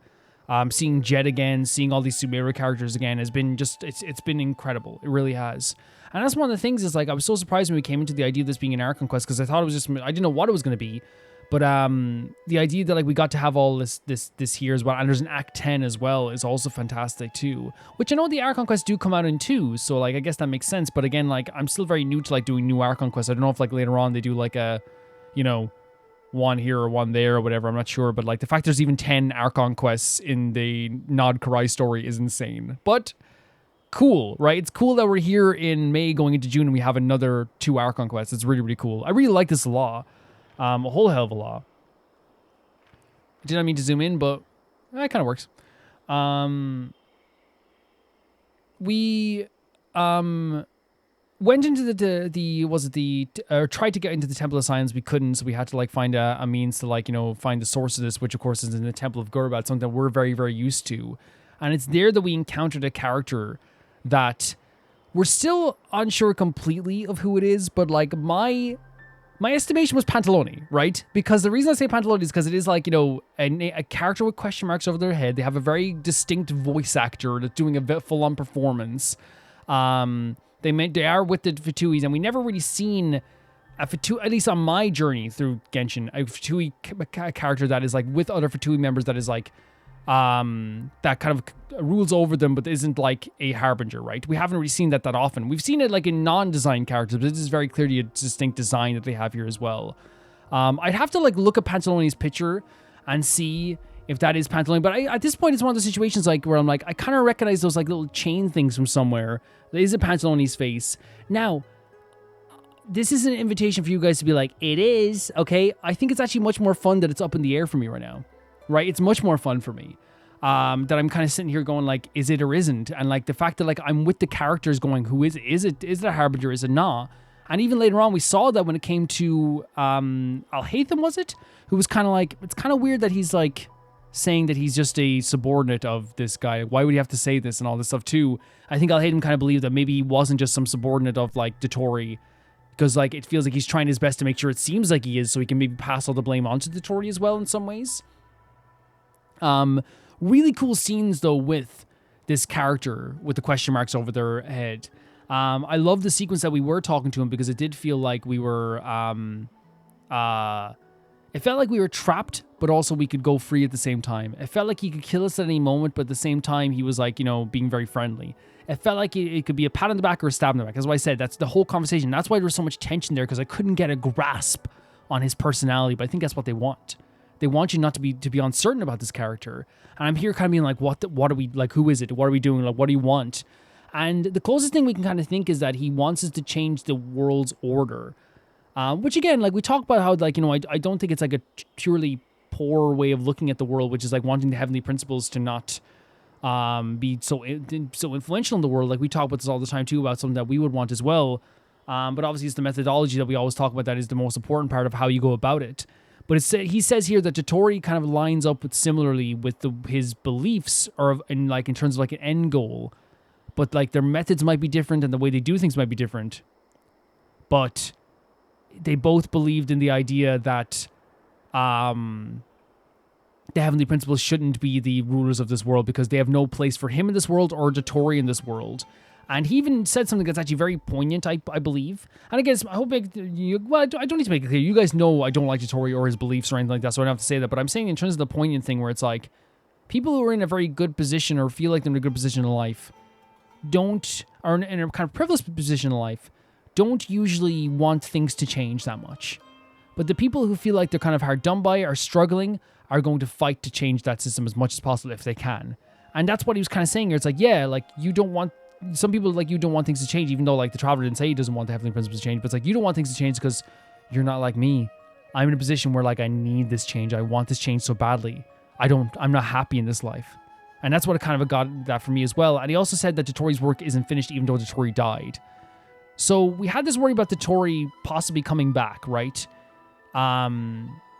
Anything's possible in Genshin, as I said in the last video as well. Anything's possible in Genshin, as you said before. But this character saying Dotori is dead, but they're still carrying on his wishes maybe from beyond the grave. Now, Alhaitham thinks it could be passing the blame. It's like, oh, maybe he's trying to like make it seem like it's Dotori's plan or whatever in this case too. But it seems like there is like some sort of aligned belief about this as well, in terms of like the belief in, of course, in the changing of the order of the world, right? For sure. And all of this was kind of like one big distraction. It feels like that the Desert Storm, like everything that's happening around here as well, was like to kind of like give them time to do something as well. He very clearly, just like most people in the Fatui, has this weird like interest in the Traveler, right? And I don't think most of their interest is weird. Like, you know, Tagha's interest in the Traveler is pure love. It's pure like, you know, I love, this is my best bud in the whole freaking world. You know, I don't do anything for him. And then you have like, there's, you know, the Knave has ultimate respect for him, and Sandroni grew to like be really good friends with him, and Columbina and the Traveler are closer than you could ever be close. You know what I mean? They have this, and I'm not saying, again, some of the, and Vaughn, for example, admires the Traveler and sees him as someone who like it was an awakening for him as well. I know like they're not, some of those aren't harbingers anymore, but still it's one of those situations where like, if it was a harbinger, it's not uncommon for a harbinger to be like, ooh, the Traveler, let's go talk. You know, that's a very harbinger thing to do, which is like, this guy's interesting, let's have a conversation. That's very harbinger to me. So it's not uncommon, but that's what's kind of up in the air. It's like he's acting like he's just like a subordinate of the Tory, like he's my commander. But if people call him a commander as well, we got to do it for the commander. He's a commander also. So did he take over the Tory after he died? Or is the situation like, I'll hate them said, it's like maybe he's just trying to pass the buck? Does he actually believe these things? Is this actually like, you know, does he believe that he's actually like not, is he trying to trick us into like believing that it's still the Tory's plan or whatever? But he called the Tory his friend to us as well. Like he's kind of like, he's our friend, but not out of like, oh, love or like, oh, we're best buddies, but out of like convenience. It's like, we both believe in the same thing. The thing with the Tory is like, he is one of the best villains ever created. Like he really is. He's fantastic in terms of writing and all this stuff too. And, a lot of things lined up where this would be a Dotori thing, right? Where it'd be the glitch at the end of the last quest. You know, the stuff with the God Remains that we have here now as well. The Collei in general. Vaughn being here as well. Sumeru. The stuff with the Thought and you know, and the quest with Zandik being mentioned. There's another connection I made as well, right? There was another connection where it's like, oh, that's very like a Dotori thing. Well, like, I mean, the mentioning Dotori, like that's it. This other character who like we believe is either Pantaloni or like some normal person, just mentioning Dotori is like a huge thing, right? It's a big thing. Like all of this, like it's. And I know it's like, it's not me being like, oh, connecting the dots on a whiteboard. They're trying to bring up the Tory in your mind. Like, it's not like being like, oh, guys, look at this theory. I think the Tory's something to do with this. It's like, no, it's plain as day. They're being like, look at all these connections. You know what I mean? Plain as day. Yeah. And he scares me. Of course he scares me because, like, here's the thing, right? When I can fight the Tory one-on-one, right? That's terrifying. But it's like, oh, at least maybe I'll be safe. But we know what Dotori's capable of. We know what Dotori's powers are capable of. We know what Dotori has done in this world. And it's not uncommon to believe with all, you know, he does the stuff with like the duplicate people and all this stuff too. But it's also not uncommon to believe that Dotori would prepare things for his death. If he actually is gone for good, it's not uncommon to believe that, and not weird to believe that Dotori would be like, hey, dude, you carry on my work and you do this. That wouldn't be surprising to me. Or you do this now, and then this will work in this way. Like, and I'll carry on my job and what I want to do. That's not... Like, I need you to understand something. Dotori is a bastard. He's evil. He's horrible. He's horrific. But nobody can say in any way, shape, or form that he is not determined in a demon-like way to get what he needs and what he wants. He will do anything, step on anything, and crush anything. And here's the thing. You can say, again, I always call back to, like, the idea of, like, you know, my English classes when I was in school, where it changed my perspective on writing completely when, like, my teacher made us, every single time we had a villain in the story, find one thing that you could, like, understand about them without hating. And, like, while, like, it's not asking you to be like, oh, because I want to make it clear, if someone's, like, a really horrible person in real life, you know, and someone's a really horrific person, or even someone who's just, like, something so horrific, if you don't want to find something like that, it's fine.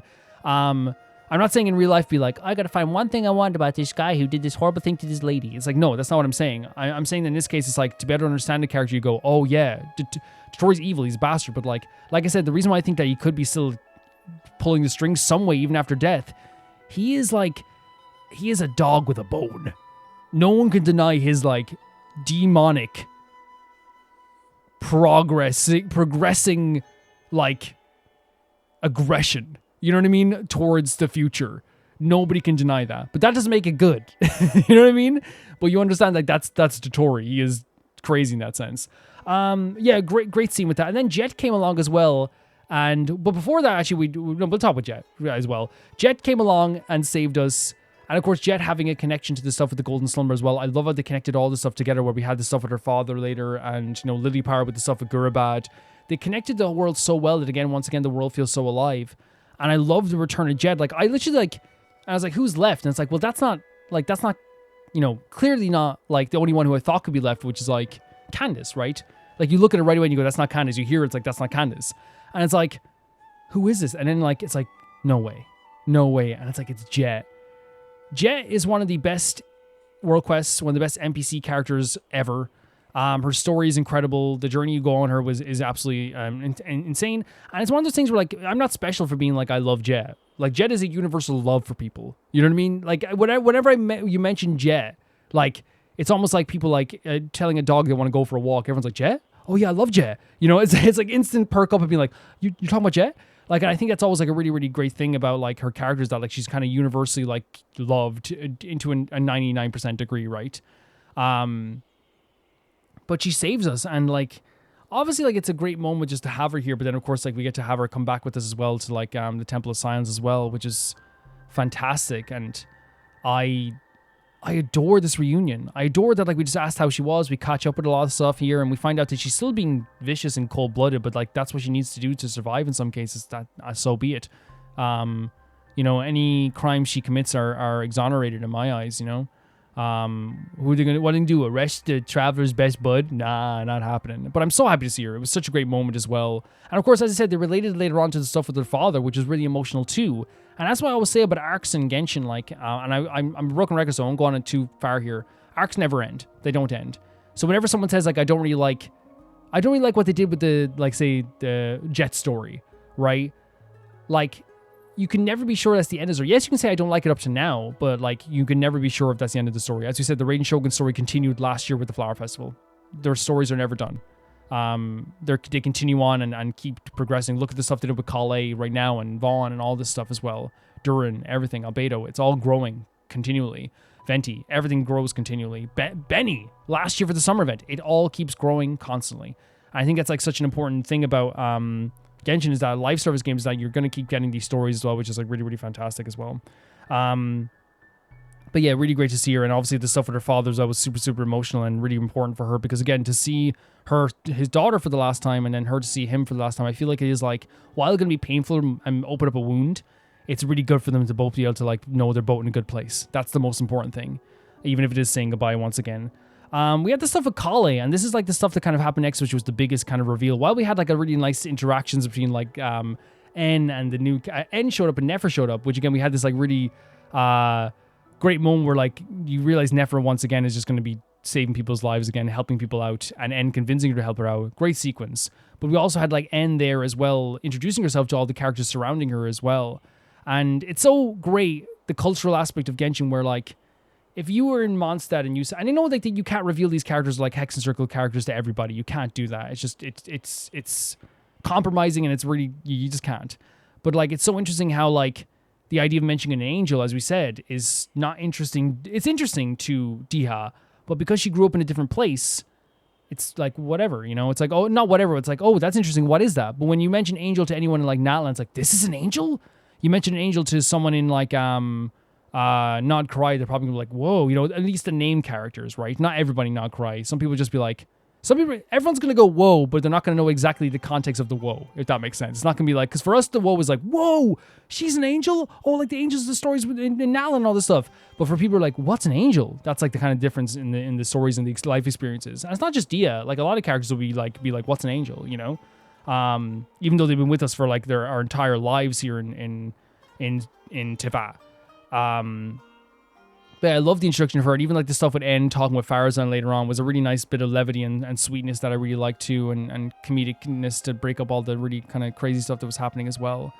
The reason why we're in the Temple of Silence, before we go any further, is to connect with the Aaru, which is the plan they created, to connect with the Aaru, which is an ancient kind of, like, paradise or world that was created by Deshret in order to, like, you know, I guess, create this like never-ending world for people to live in, like this like I don't know if we call it a paradise, but it still has people living in there as well. And we use that to connect with the Akasha terminal in order to connect with Irminsul.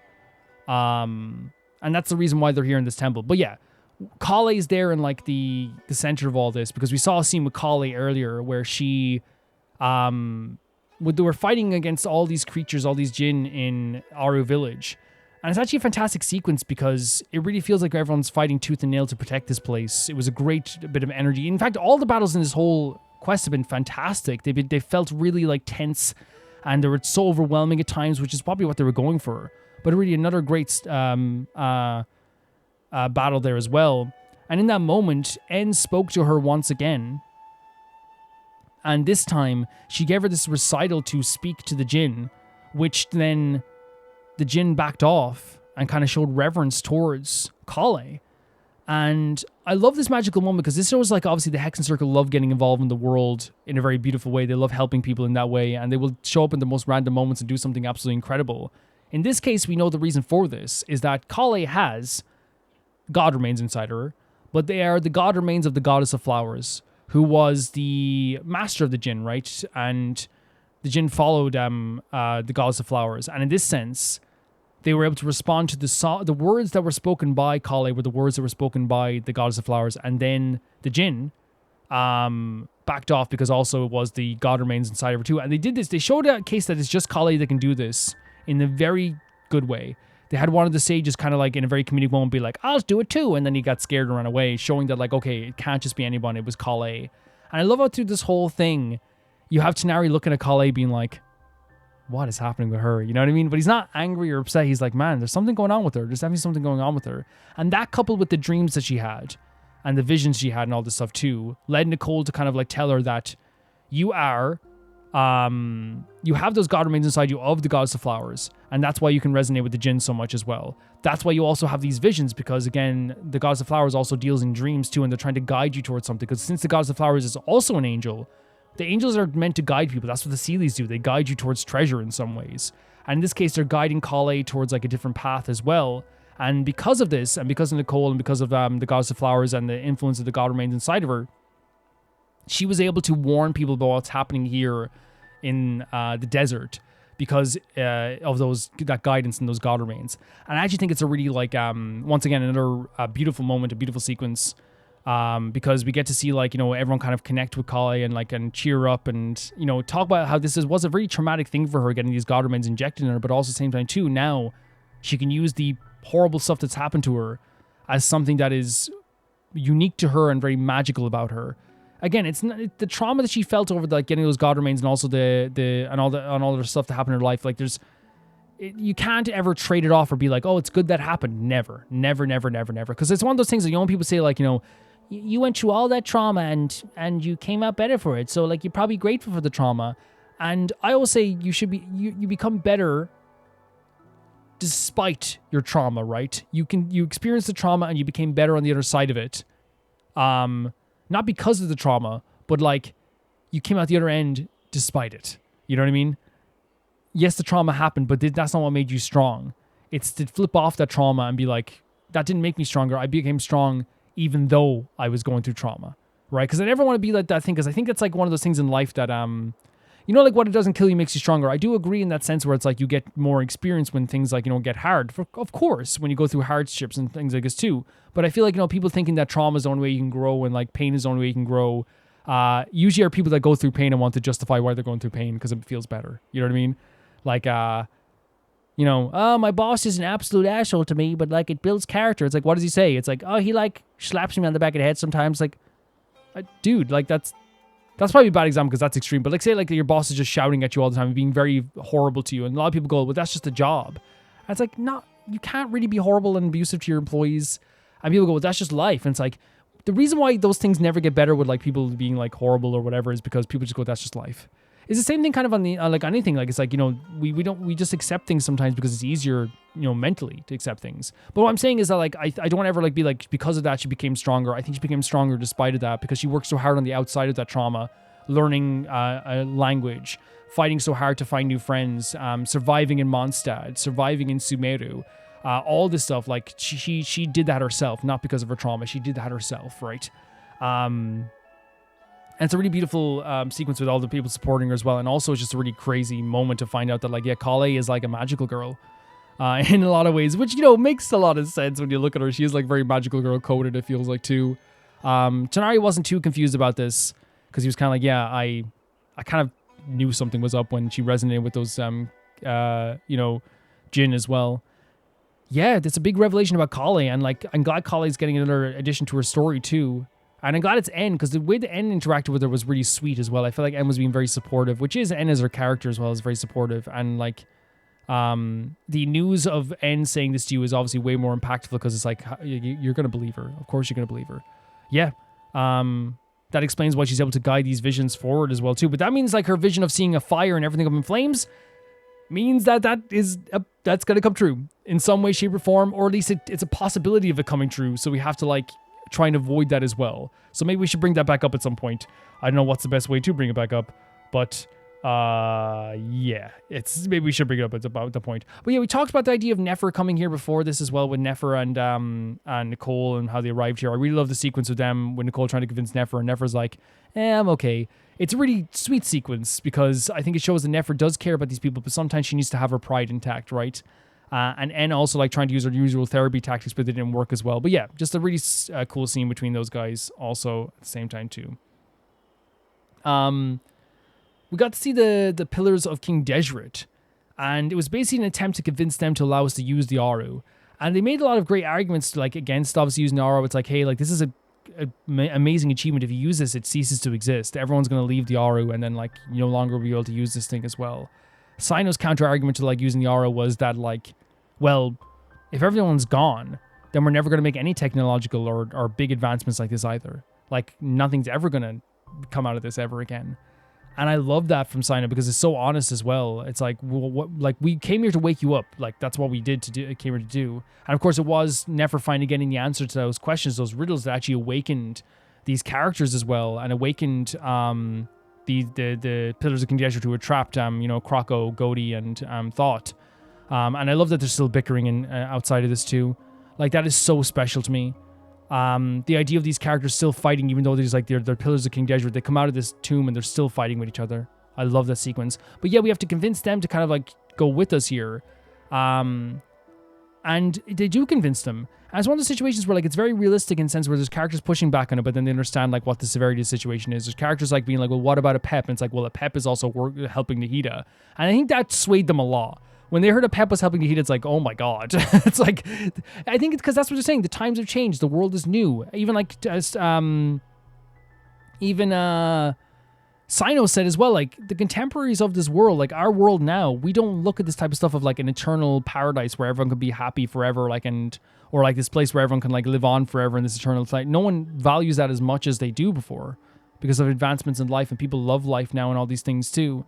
There is a big emphasis on the idea of things have changed. I think when they heard a Pep was helping Nahida, they were like, okay, things have changed for real.